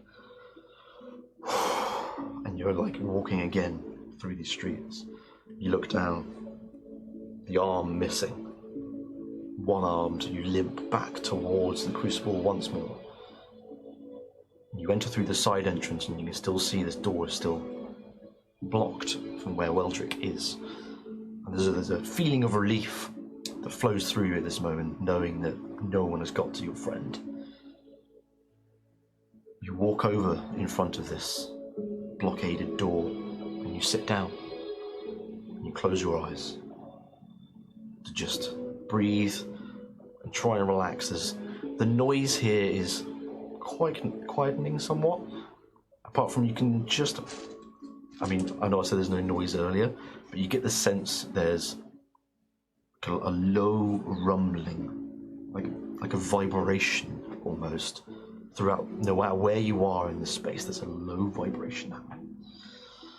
And you sit cross-legged with your one arm, and you shut your eyes for the last time. And that's where your vision is pulled back out, and you're back to where you were as Marionette. Yeah.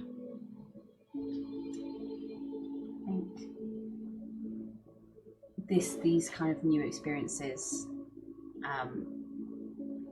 Marionette kind of is feeling, and like when she found out about the Crassius family, this build of pressure that just kind of seeps through her eye sockets, this mix of blood and oil slick, just tracks down, and she'll wipe it away, trying to distinguish between Griff's feelings and her own, and she'll turn to Weldrick. He left something for you. Check your pouch. What do you mean? What? And he starts to untie one of the pouches, and he pulls out that same note, seemingly somehow preserved, along with its sort of white crystal gem. And he unravels the note and he reads it. Oh, was right. He did protect me. Fool. No, it's not foolish to protect the ones that you care about most. I know I'm not much of a fighter, but I wish I was there with him. Perhaps he knew that you would be needed after everything. I know he wasn't the smartest, but suddenly seemed to be wise. Just knew things, you know? He kind of sort of turns the crystal in his hand. Well, I certainly can't do anything with it. The Forge Mother can, but God knows what state she's in. Well, perhaps we should take off the top and find out. So just furrowed brown. Don't worry about it, it's fine. In all fairness, we just saw a big machine with an eye, a lot of devastation outside. We just thought, let's just blind it rather than kill it, and just hopefully it won't see us. Well, the Forge Mother means no harm, never has. We didn't know that. No. Well, I suppose that's true. Quite threatening. It's really quite scary. It's a lot of manpower went into actually covering it up. Like 2-man power. We lost 2 men. Well, I'll work on making sure this crucible is up and running, properly, get things rolling again, I guess. Do you want to come see the Forge Mother first? Probably means more to you than it does to us. Let me, Do you need a moment? yeah. I want to check this space out first and see what remains of it. This is where I worked, and yeah. Go on without me. I'm sure I might meet you up at some point, but I'm okay for the moment. Thank you for somehow looking into Griff's memories. Yeah. You'll make new ones. If it works. I have a good feeling. I hope so. If we see the Forge Mother, we're pushing a good word. Well, the last automaton standing's got to count for something. Exactly. Go see the Forge Mother. I'm sure she might be quite interested to see you. Outsiders. And you're not against us or anything. Again, I don't know what state she's in, because I don't even know how long it's been. How long I've been asleep. Inactive. Do you know how long it's been? Long time. Probably not too long.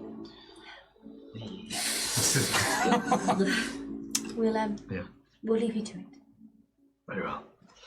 And if you go see the Forge Mother, you can do. Get it? Shoot first, ask questions later. Let's just take its eye off. Stop climbing at the wall. Please don't, I think this might be my mum. But, that, Syrah, how much of them do you think is in, like, as we walk out into this, like, main atrium, we see, like, the tarp over the eye, like, maybe like, Can I use Mage Hand to just really quickly? I will say, even as you enter this atrium, you can see things are starting to move. You can see the hooks along the tracks are like starting to like rotate around. It's kind of almost one continuous rotation, and you can see this long sort of almost like worm-like automaton starts to twitch in a few places as the power starts to run through it. Some of these arms and their like clasped hands start to sort of open and close, and as it starts to kind of like move on its own, it starts to look around the area of the space, and it just goes as it rips away the tarp, just in one fell movement, just rips the tarp away. No care given. Quickly, she's distracted. Got the lights on the wall. And it starts. It's moving. And when you see it start to move, it's starting to like move in the arm certain places, and it's almost like it's going into automatic mode of right, I must be back to doing what I was doing. And you enter this space. Nothing happens, nothing is said. What do you do? Excuse me. Hello! Down here. And you can see this kind of like ocular eyes kind of not like snap to you, but it starts to swiftly move around towards where you are. And who might you be? Love it already. Little ones? Visitors? Well, I can see that. Not from round here in Steelspire. No. No. Tolia. Kanrath.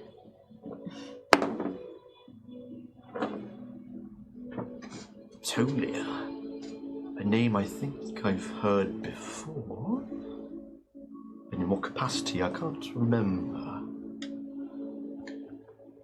Do you remember the battle, the war that was happening outside? Briefly.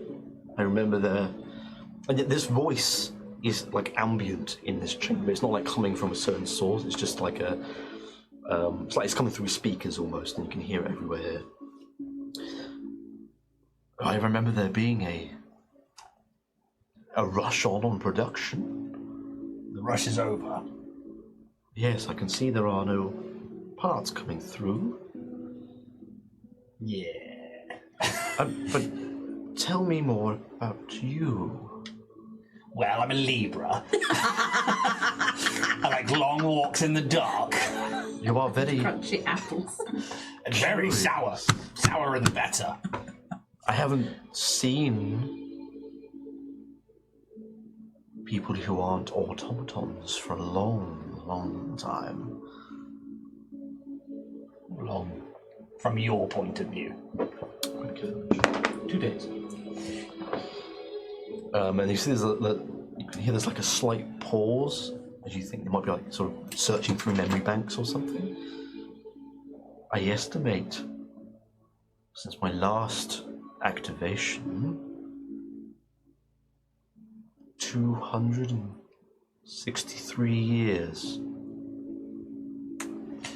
It's a long time. Yes. Have you ever seen an automaton like our friend Marionette here before? Hello. I like you can see kind of if it had a head, it would kind of cocks to one side, and just kind of like one of the arms just kind of comes out and tries to grab you around the waist. Yeah, and it's very gentle. It's not like trying to grab you. Make it move. Seems to be filled with some kind of blood. And it picks you up without any effort. Consent. But yeah, you were just picked up like a doll, and kind of like you pulled towards their ocular eye and kind of look at certain parts of you. Certainly not a later model, but something is familiar. What is your name, child? Marionette. Marionette. Yes, a familiar name. I shall look further. I think like another arm comes around, and like a little bit of the arm, the other hand. It's just like a clasped hand, like slips under one of your plating. Whoa! Hey! Get the fuck out of here. Okay. But it's just like a chest piece of sorts, and usually like they're pretty secure, but they managed to do something kind of like it's almost like a magnetic lock. It does. It just kind of like deactivates something, One-handed. and it pulls this plate off from you, and you're not in pain or anything like that. And it kind of turns this bit of plate around, and you can see on the back of it, from the naked eye, it's just like plain metal. There's no engravings on there, and you can see that like a bit of light comes through the ocular eye, and it kind of like scans it almost, and you can see arcane runes start to appear. Nothing like you've ever sort of seen. They're not like a particular school of magic, but it's more like a language. The Forged Daughter returns. I beg your pardon. A truly wondrous occasion. Sierra will be very glad to see you, I'm sure. After all, I helped her invent and construct you. You served as the blueprint for those who came after.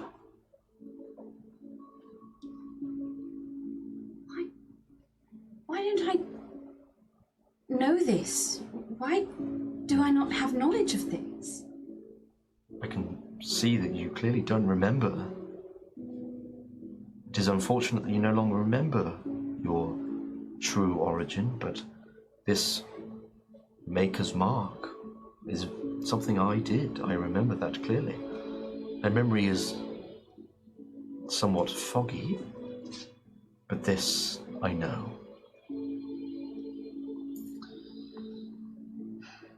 But I think, if you'll allow me, I might be able to show you how you came to be, and the impact that you had on Steelspire. Shut up. If you will allow me. You, Alex. So sorry. Please. Yes, please. Very well. And they kind of like, you put the bit of plating back on you and they kind of gently place you back on the ground. As they kind of like move their eye to one side. Again, this sort of like scanning motion happens again. And this holographic image is played out. And you can see a depiction of the Forge Mother once more. Again, hanging from the ceiling. And you can see the image of Sierra, like reaching towards the Forge Mother, making a few adjustments here and there. Before they start to move over to a sort of workstation and put together bits of metalwork and welding certain parts and getting some wiring. Whilst the Forge Mother performs most of the bulky work, Sierra focuses on the finer details. This time lapse happens, as you can see, on what do you call it? Like an armor stand almost. From the feet up is an automaton casing almost, and it looks a bit like you. The engravings on this automaton are slightly different, but it's a very familiar form. Inactive at the moment, and you can see the last moments of the creation of this body.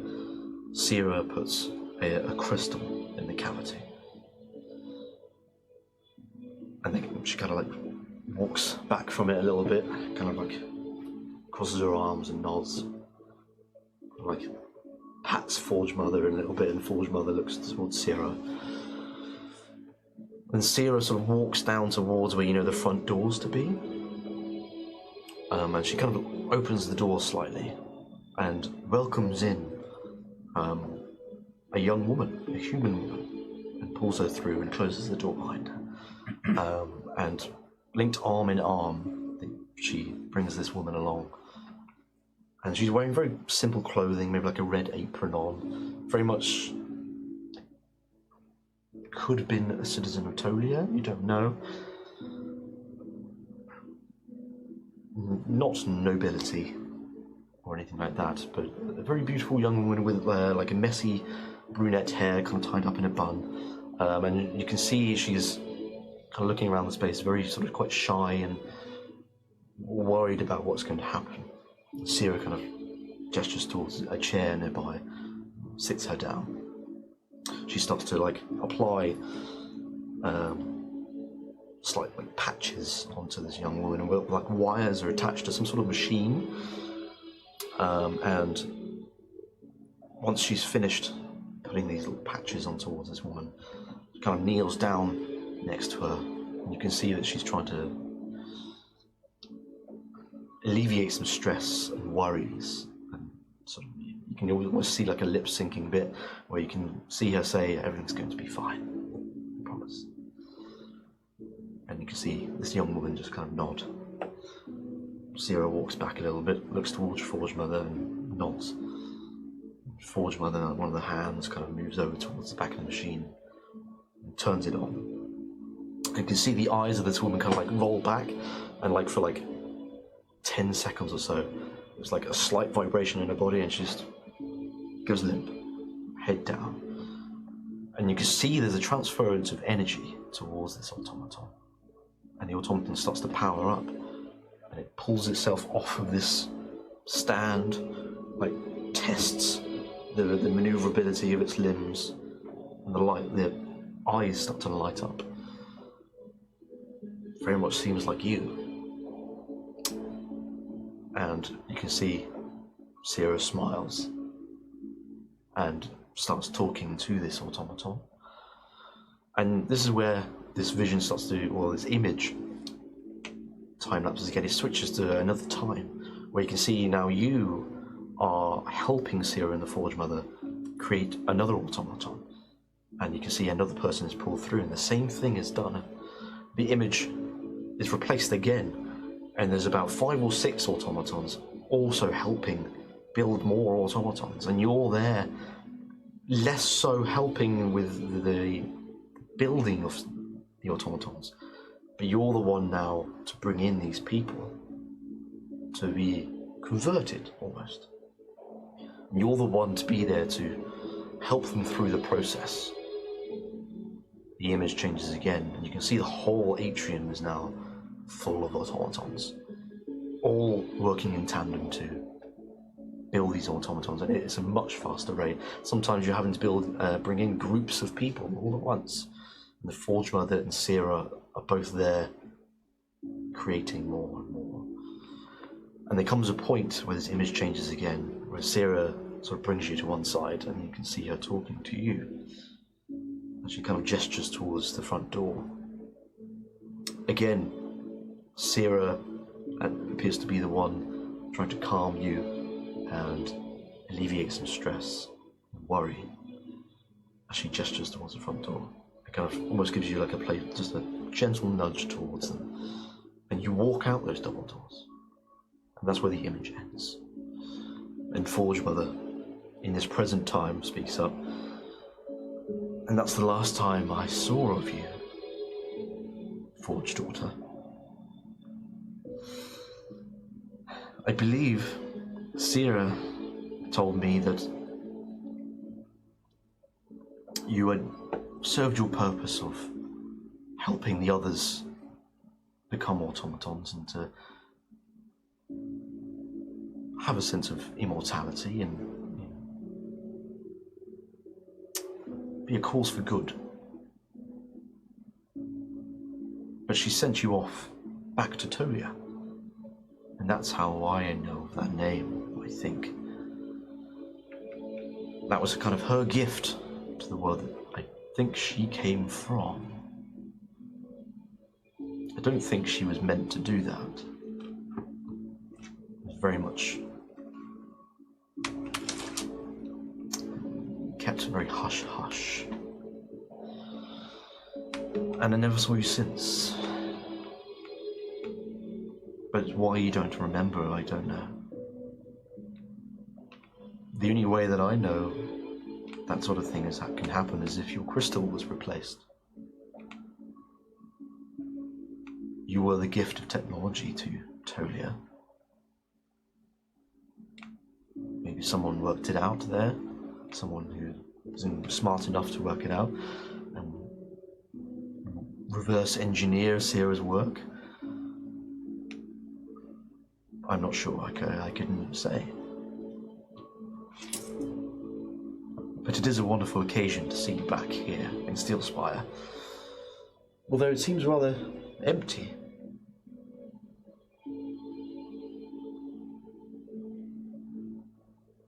There is only one more.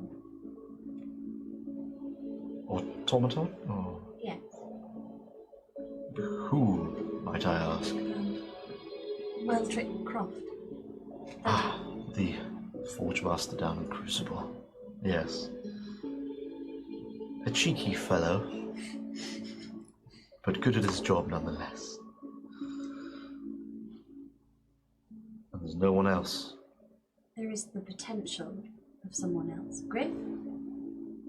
Ah, yes. He saved Weldrick. Left him a crystal.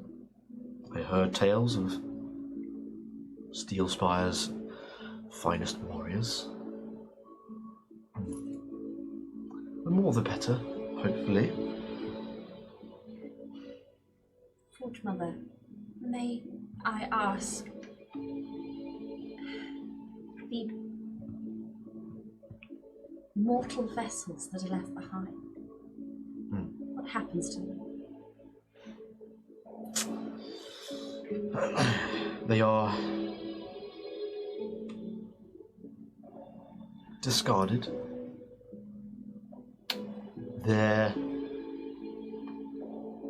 bodies are still somewhat useful, not to us, but I believe most of them were sent over to the Bloodlands. Arkan, I believe, was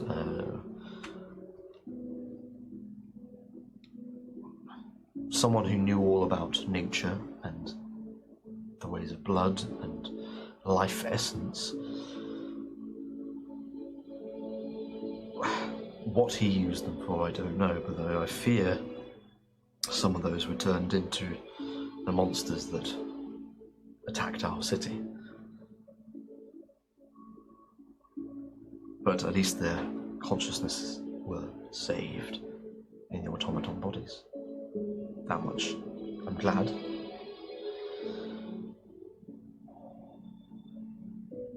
I don't know much more, I'm afraid.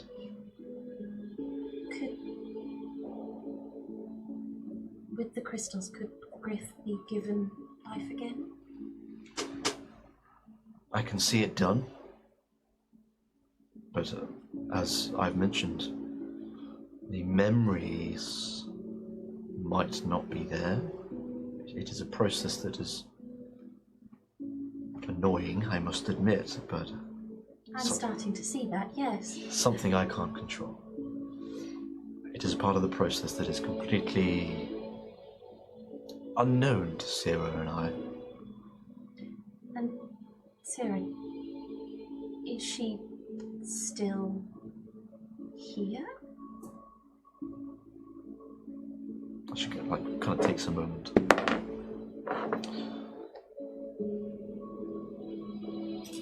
It's hard to tell.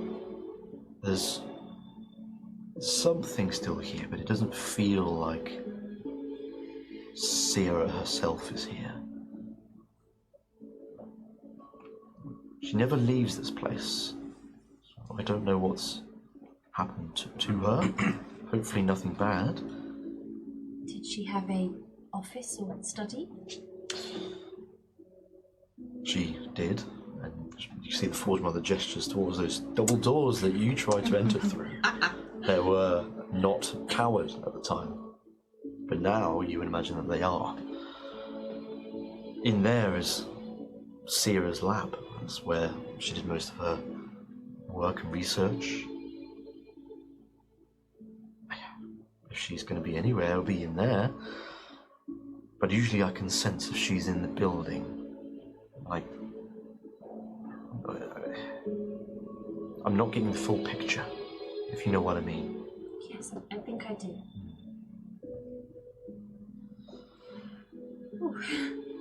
Well, I hope your journey here hasn't been too fraught with danger. Oh, it's been absolutely abysmal. But it's- Genuinely, the worst of all of the memories that I currently have, just dreadful. But also good. I just sort of kind of rest on the floor a little bit, and I've made some wonderful friends. Good. I don't remember, but something in me feels things.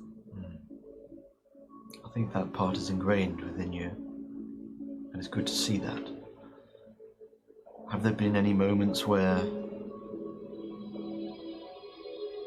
don't know, perhaps you felt you could do something and you've achieved it? Something that comes naturally, perhaps? More and more, I think. In my previous position, I was a nanny. And I took care of a little boy and a little girl. That's quite suitable. I let them down. Oh, I'm sure that's not the case. It is. But I know better now. And I'll do better.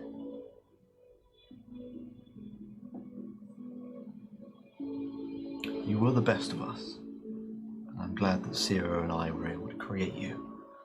You are one of my finest creations. And my child. That's strange. But I quite like it. How do you think you failed them?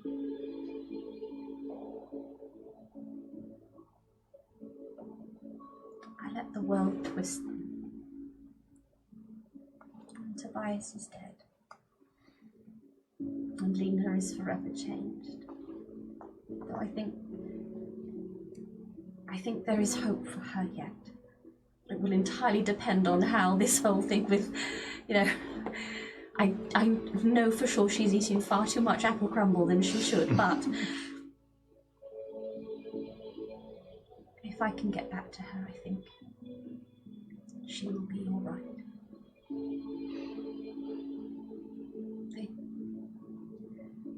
If this technology was a gift, and I think she'll look at like the blood tubing that runs through, I think it has been twisted. Certainly not what I would have chosen. But it's good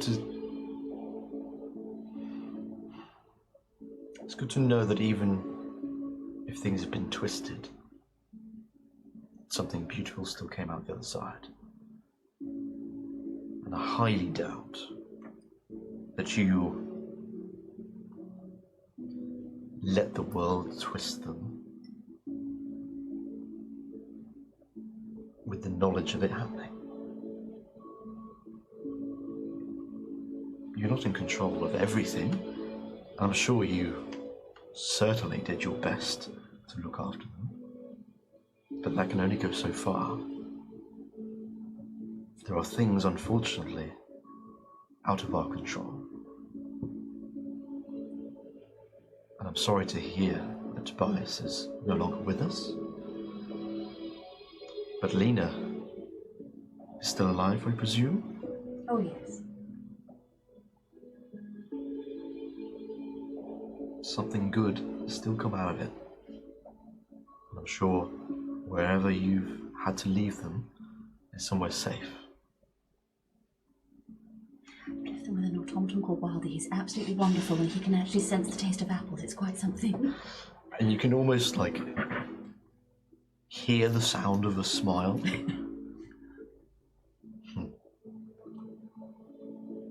I may be biased, but I think you've made the best decision possible. Another automaton can only be a good thing. I quite agree. And I trust your judgment, especially as a Forge daughter, to have seen through this automaton's feelings and responsibilities. That you felt enough good within them to look after Lena in your stead.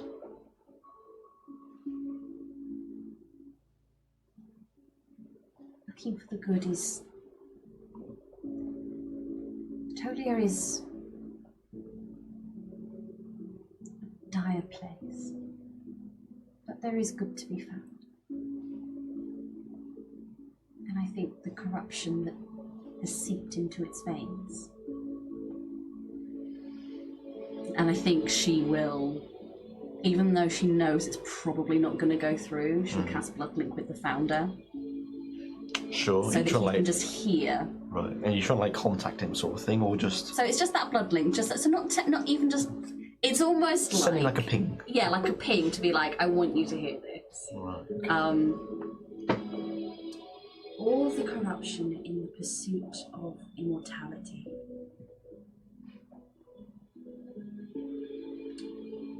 can be cleansed.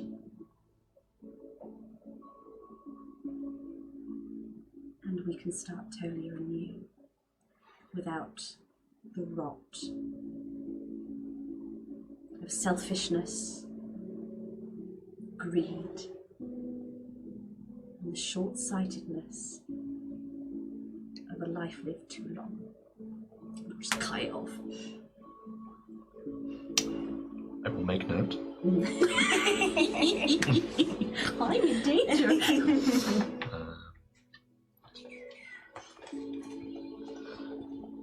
Let's put a little comment in there so I remember. Kill marionette. 9th level spell.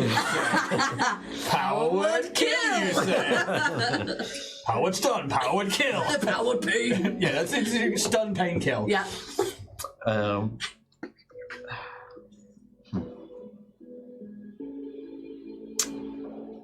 I can see Sierra's influence in you, wanting to create something meaningful and safe. After all, I believe that's what she wanted to create with all of this. Although it didn't quite work out. No. It's pretty bleak out there. I suppose it's a good job I'm stuck in here.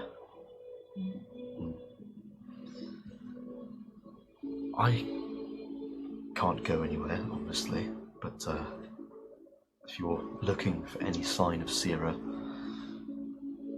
just towards those double doors. In there is where you're going to find anything, if anything remains.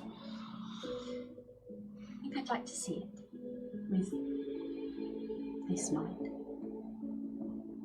To see it. And study. Oh, I see. No.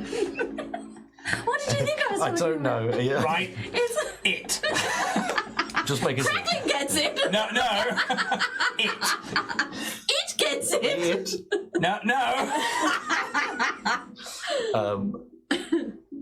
You are free to do so, especially as being the Forge daughter. I cannot deny you access. Oh, sick.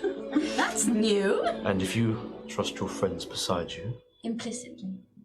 and I trust you to make the right decisions. So I will allow you all to pass. Thank you. I might want to send a message down to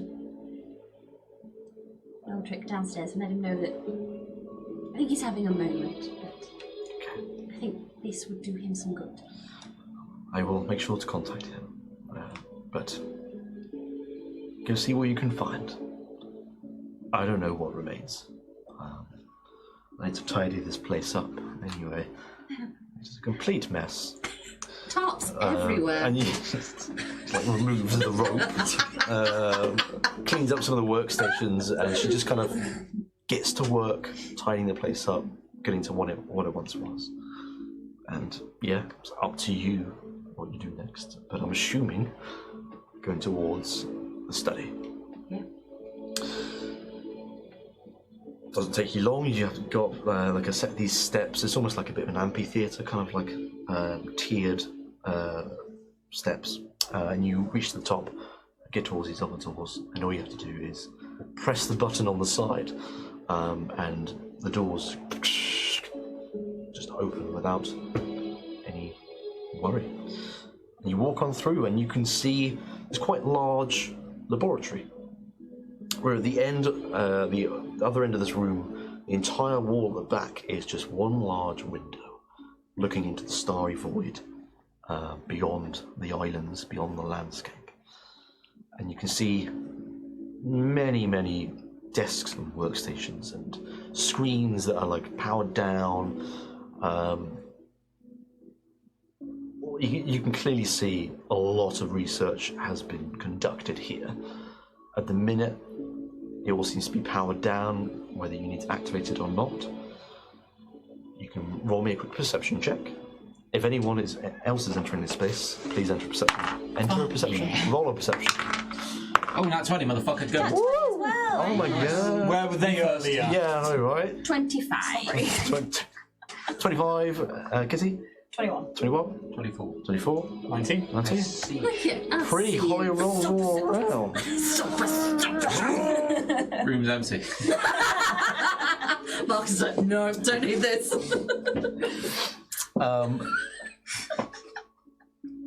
Most of you kind of like scout the place out just to see if maybe there's any more automatons that somehow come to life with you lighting the crucible. There is not. You can't even see any bodies within here either. I think, Marinette, with the 25, you just about see that there's a small blinking light on one of these consoles. And it's like just above where a few buttons are. It's just this small blinking light. You click. Trap activated. You click the button and the whole space starts to light up. The screens start to flash into life. And you can see all sorts of graphs and sort of research. Doesn't mean anything to you whatsoever. You look at it, it's just gobbledygook. And eventually the whole laboratory is powered. And you can see like a few small machines start to kind of like whir away on their own. Until you see a small, like an ocular eye kind of come out one of these consoles. A little bit like in Star Wars, like with the door. Yeah, a little bit like that. It looks quite... Jabba home? No. No. It looks... Somebody let out Jabba's cat. No, kidding. It looks quite similar to the Eye of the Forge Mother, just a lot smaller. And it starts to, once again, project an image into this space.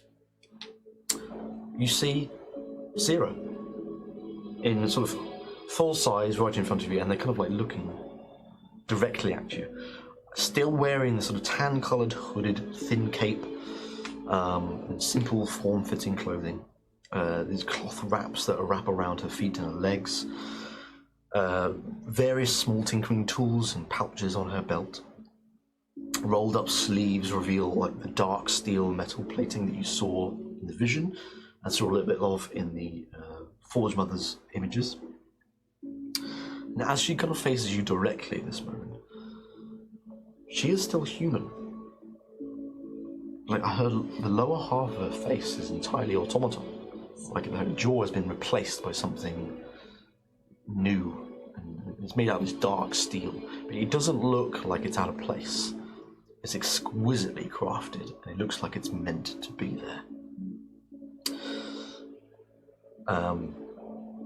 And you hear her voice. If you're seeing this, I am no longer of sound mind. I don't know who you are, but if you're here, then you must be rather capable. I am Sira, Prime Sorcerer of all things science and technology. Proprietor and creator of Steelspire. While she may have seen my form as I once was, I am limited in my consciousness and my memory banks.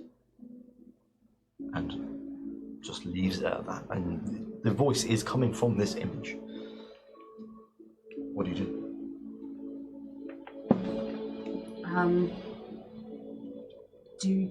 Do I think that I could speak with machines? Yeah. I will say that you don't feel like you need to. Okay. I think this is literally like almost like an AI we're chatting to. This is like something they've left behind from their memory core to ask questions of. That's the feeling I get.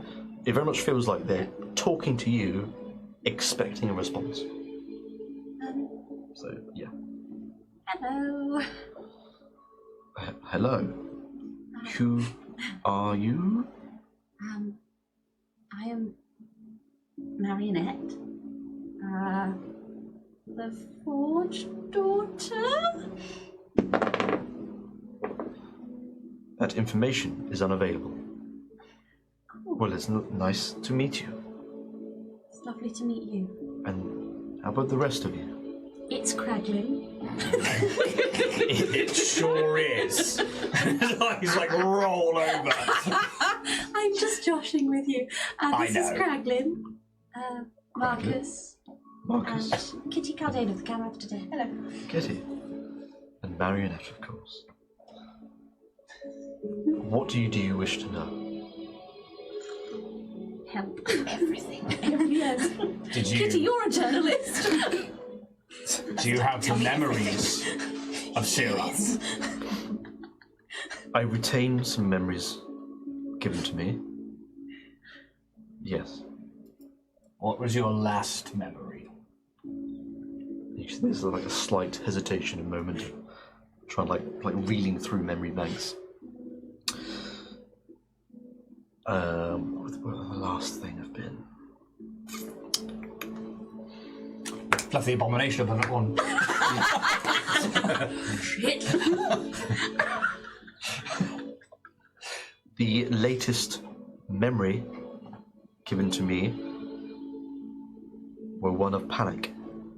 I believe Sira's last actions were making a mass consciousness upload to the Mechanarium databanks.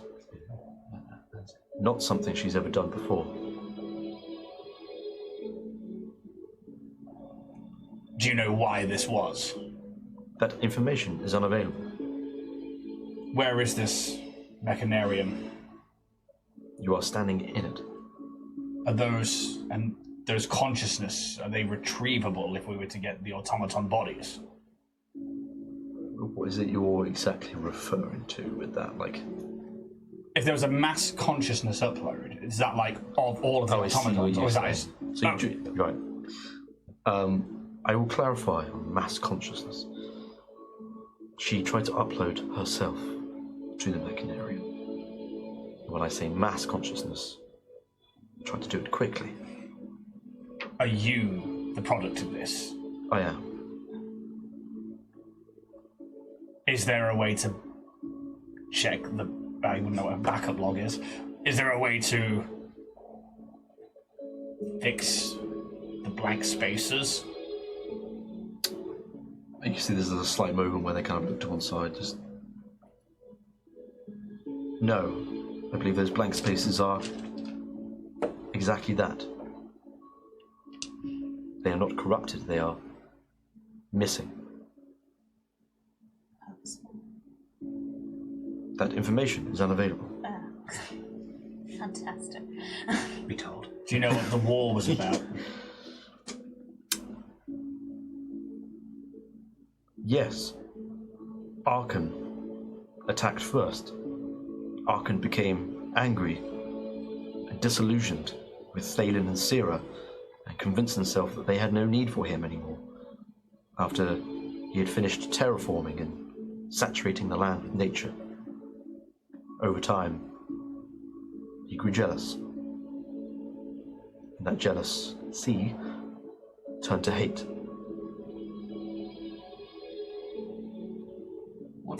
Sorry. After you. Jinx. What became of him then? Are you referring to Arkan? Yeah. I do not know what happened to Arkan. Thalen stopped us from warring each other. I played the defensive because Arkan attacked first. Thalen split the land apart to stop the ongoing war between Arkan and I, and he put an end to it.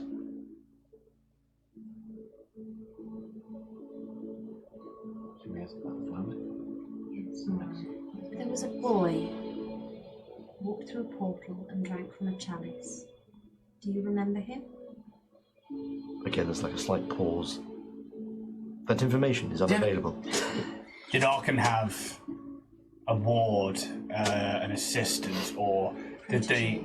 Yes, anybody who came from Tolia afterwards who would become his student? No. He's too proud to be having an apprentice. Do you know of Tolia? I know of Tolia. Do you know what became of it since your departure?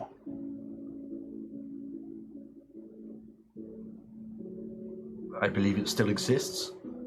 Yes. In what state? I do not know. From what was meant to be a beautiful land that you three rose, became the land for blood to rule. Vampires, creatures who need to sustain on blood, all ruled by one person called the Founder, this boy that these speak of that came through a portal.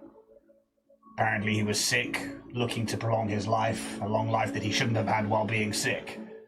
And now rules as some undead dead. In a liminal space between... Like a water slide. Right, like if you were like a back room. Yes. Information on the Founder is unavailable. Does that mean it What exists? became of Tolia is unknown to me. Does that mean you know what the Founder, who the Founder is? Information on the Founder is unavailable. Is there another core storage for memory or consciousness within the forge? I'm afraid there is not. I don't think we're getting her back. What remains of Sierra's memories is here, and I am your access point. If you've not seen outside, the lands that have been split apart into 3 floating islands in a starry void, I am aware of that. there's not much else going on. There are goblins mining some form of marrow from a creature in a pit with these blank beings of grey scale. Do you know what that is all about? That information is unavailable. What are we to find on the other islands?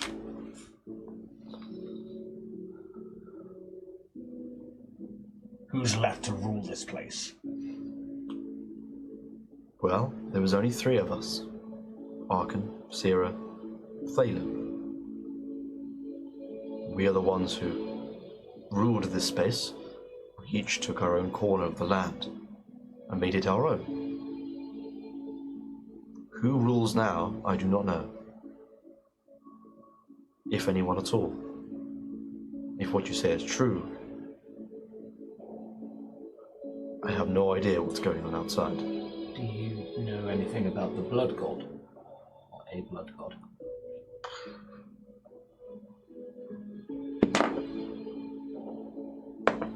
That information is unavailable. Max just walks away.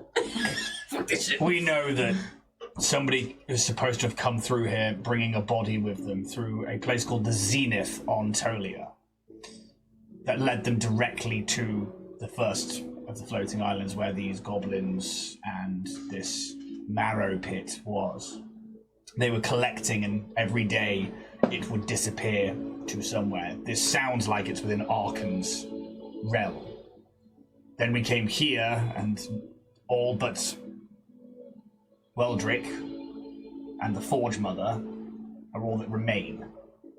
Everything was powered down, everybody dead. Something still either ravages or rules this place, but it's twisted and rotten like Tolia is. It is not the picturesque, beautiful Eden that you all raised. Zenith is the access point between Tolia and this space.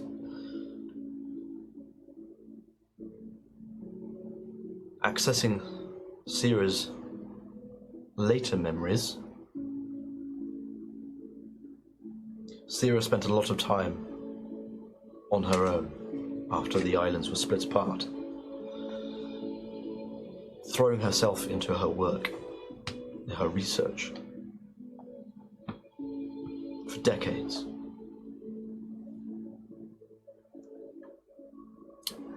Nothing ever came of it, but she kept going anyway. It started with losing days of sleep, and then it became weeks, and then it became months. I've already given you the information on the very last memories I know of Sierra uploading as much of her consciousness as possible to the Mechanarium. Why did she want to upload everything? Why? Is there a reason behind? Was it because she knew her demise was imminent? That information is unavailable. Can the uploaded information be downloaded?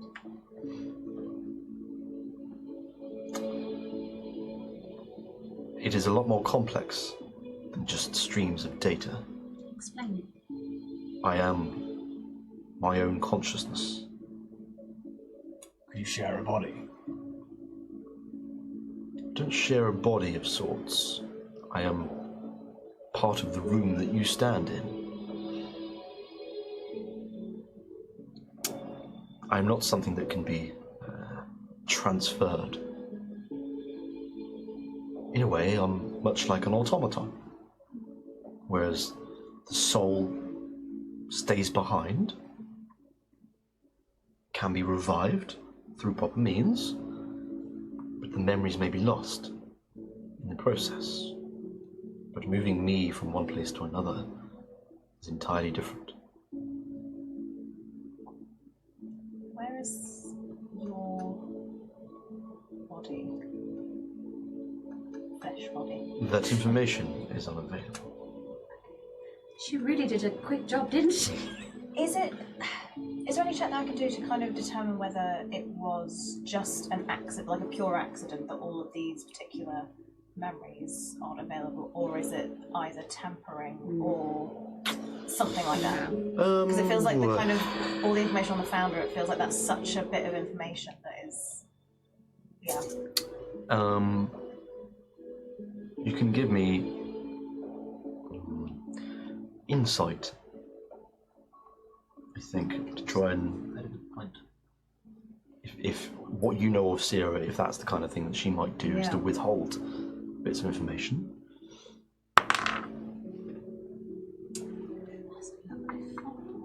Oh, bless you. 4 and 9. 9. Fucking hell, Oh my god. It's spooky. It's genuinely spooky. But it's It is. only Kitty. Yeah? No, it's not. it's though. not. It's not. You did it though. all the way through. Yeah, you did it all the way through Unexpected Wedding Invitation. Yeah. Wow. Yeah. Different dice as well.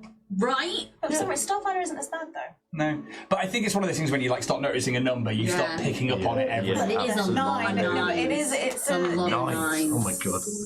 That's annoying. So, I think you don't know Sierra well enough to sort of get that insight of, is that something that she would do to purposely leave out that bit of information? And again, it doesn't really make sense. She would, if what you're being told is true about her uploading everything as much as possible, as quickly as possible. One, she might not have had time to actually take that stuff out. Two, if someone's trying to just upload everything, yeah, it doesn't feel like that's something that would have happened. But you don't know what's caused this, really. Including like tampering as well. It's like you only get this. You kind of think about it logically instead of like trying to see into what Sierra's personality is. Yeah. The only people with access to or through the Zenith are Thalen and yourself. They are the ones that can operate the portals, but they're not the only ones that can enter and exit. But they're the only ones who can operate it. So if someone were to be called from the outside, they would have to operate it. So if our tiefling friend came in with the body, they had to have. You are correct. Only Thalen, Arkan, and Sierra have access. And you didn't do that. As far as my memory banks are concerned, no. Something is here, I can feel it. Good. What do your Sierra eyes see? I see you in this room. What do you feel? Does it feel like one of the other two, or does it feel... It feels cold, but I mean, it always does anyway. Oh, get that. What would you have us do? Your land lays in ruin. The last 3 automatons are the marionettes. I deserved that. No, that was an Ian slip. Marionette, Weldrick, and the Forge Smuggler. How would you see them proceed?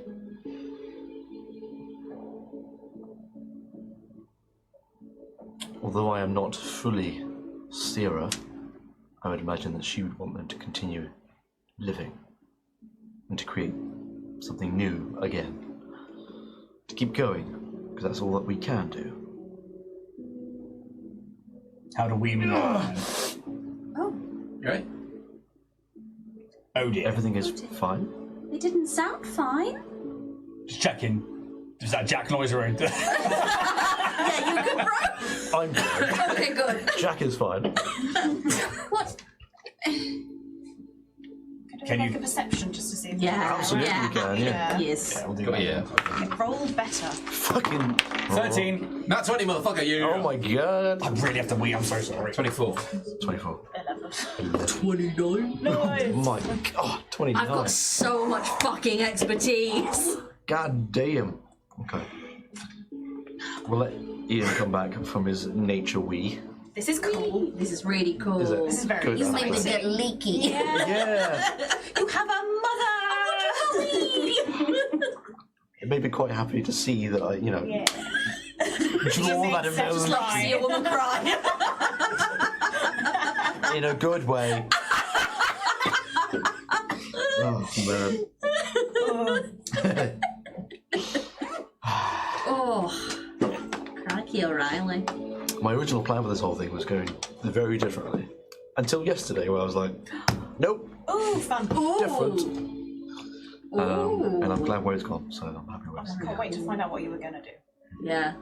It was just boring, I think. I genuinely was just like, it was alright, but I'm like, nah, I need something different here. This has been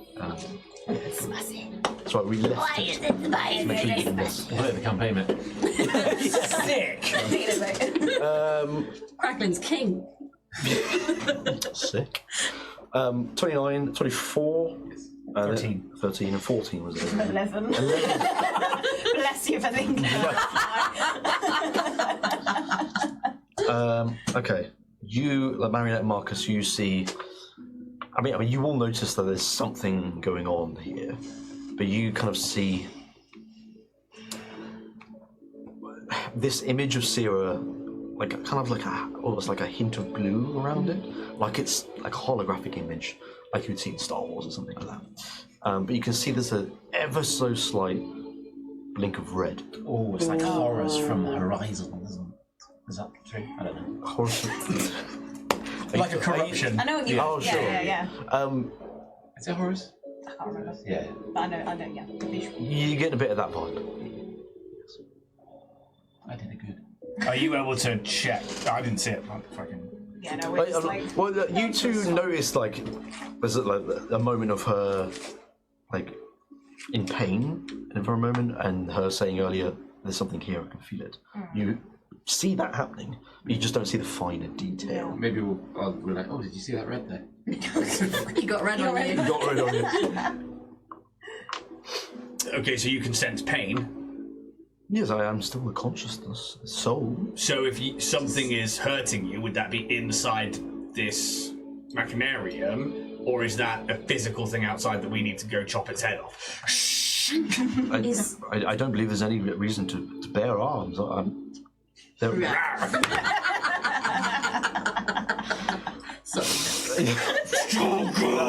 me to there. Fuck's sake. So well timed. There is no pain right now. What are you referring to? You went. you had a bit of a moment. Wobbly. That information is unavailable. Oh my god. Is your consciousness somehow still attached to a vessel? In part? I do not know. Where would they have performed the upload? Right here. Oh, Could you speak with said corruption? I'm going to start looking around the room for like a chair, like anybody that might be like left behind. Sure, yeah, you can go around and make me an investigation check as you go. Sure. Yep. Help! Can I have a look around for any kind of like notes, any like diary, anything, any Not that help. sort of physical info? Yes. Investigation check. What are you doing, Marcus? Are you? I rolled for investigation. I rolled a 1. Okay. What about you, Kitty? Because Marionette turned on was it a monitor, like, what's it, computer? It was like this computer console sort of thing with one blinking light, and Marionette just clicked it. Do we get the impression that's like the kind of main hub? One of. Yeah, there's no specific main command console. I'm just gonna. What do you want to do? Investigate that to see if there's anything. Okay. So you want to operate the console and try and see if you can do a computer's check. What do you want me to? You can roll me. I think intelligence check, just to try and work it out. Come on. I will lower the DC a little bit because you managed to. Don't pity me. It's a kitty DC. It's a 10. Just roll above a 9. Fuck you. It's an upside down 9. Oh, 8. 8. oh, massive, big points. I can't lower the DC that much. That information is that was very funny. I think Can I do this? I think you go in quite confident because Could I? I'm 10 and I want to write for the paper. Could I That's what Kitty killed. spend 2 sorcery points to bend luck? 1, 2, 3. oh, you get that D4, is it? Or I can. 1, 2, 3. Kanrath. Oh no, I can roll a 1d4. It's not fucking worth it, is it? 1 and 8. No, I'm not going to do that. I'm not going to do that. don't use it. Don't use it. I think because you worked out the controls down in the crucible, and that's why I'm like, I'll lower the DC a little bit because you had a little bit of experience there. Half. Briefly, Bit of a you worked out which ones moved what things. Yeah. Just shuts the thing up. Something is cut. Boom. Open task manager. What have I done? Force quit. Yeah, you're not sure. Bin. Empty. You don't know how to Sarah has been deleted. work this console. I'm afraid it's alien to you. I'm afraid. Technology eludes me, so. Tipex on the screen. Sorry, what were your guys' roles? You rolled a 1 for investigation. Oh, 7. 7. 18. 18. And you're looking for like notes and Yeah, like that. any kind of like anything tangible that I can kind of go. Okay. Like specifically sort of relating to what you're trying to find out with Sarah. Yeah, I think really Marionette's looking for anything that she's left behind. Like, notes, data, diary. The only thing that you find, that, like any scribblings or anything that's been written down, is just research. And you can see some of it is well written and it's quite well organised and well planned out. And you start to sort of rifle through some of these notes, and it gets quite a bit more frantic. And you think back to when this Sarah image that you heard her say that she was left on her own for decades, just working on things. And that's enough time for anyone to go crazy. And you kind of get that feeling that she was kind of losing herself. But there are no notes around specifically relating to her losing her mind. You figure that she maybe just banked on the fact of her trying to upload everything in this last moment, of that being enough to tell the story. And there are no bodies in here. No automaton bodies, no fleshy bodies, nothing.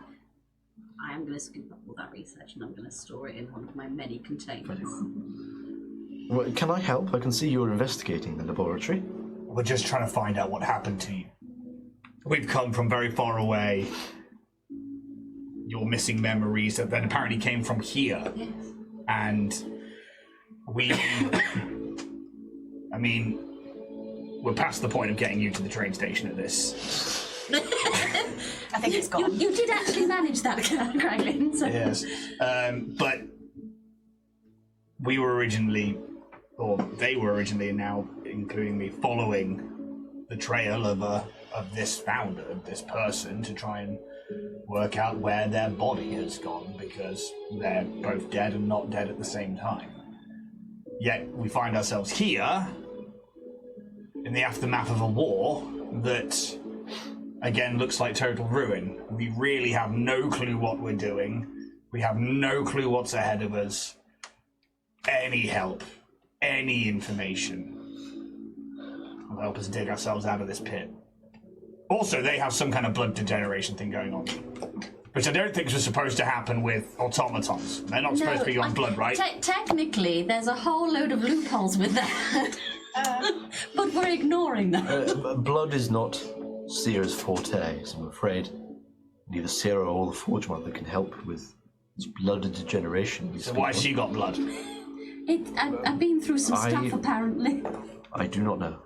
I'm sure the Forge Mother has overseen you and looked. But Sierra never used blood as a sort of fuel source for automatons. No, that's what we gathered, but it's just trying to work out why now there is. What do we ask now? What do we do? What do we do? I think looking for Sierra may be a good start, or any of the Prime Sorcerers. They are the ones who created this land. Or 3 pieces of land now.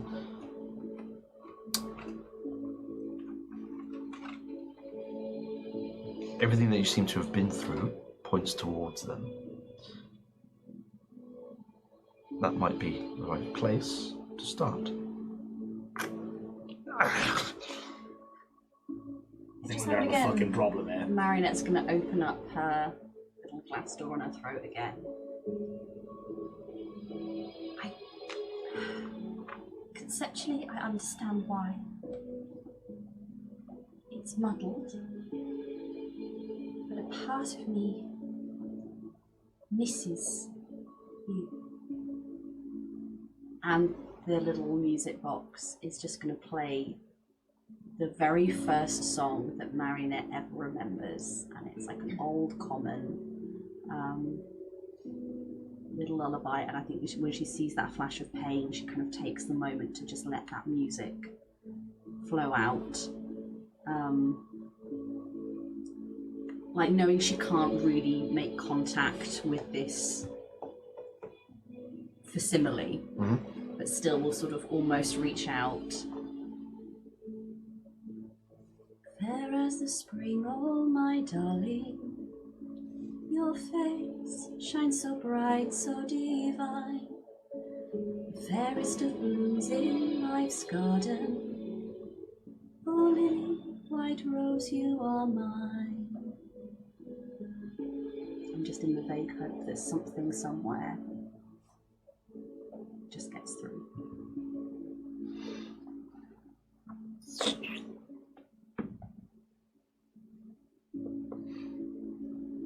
There's no immediate effect. You can see there's a moment where, like, the image of Sierra kind of cocks her head a little bit, listening to the song. Doesn't really say anything. And then there's a moment where you can see, like, pain is taking hold, and it kind of winces, trespassers, and she goes in for the attack.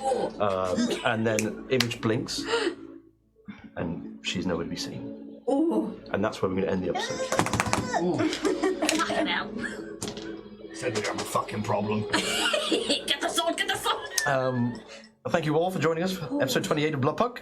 We'll be back in a couple of weeks on the 11th of December. But that will be the very last episode of 2025. So until then, we'll see you around. Goodbye. Bye.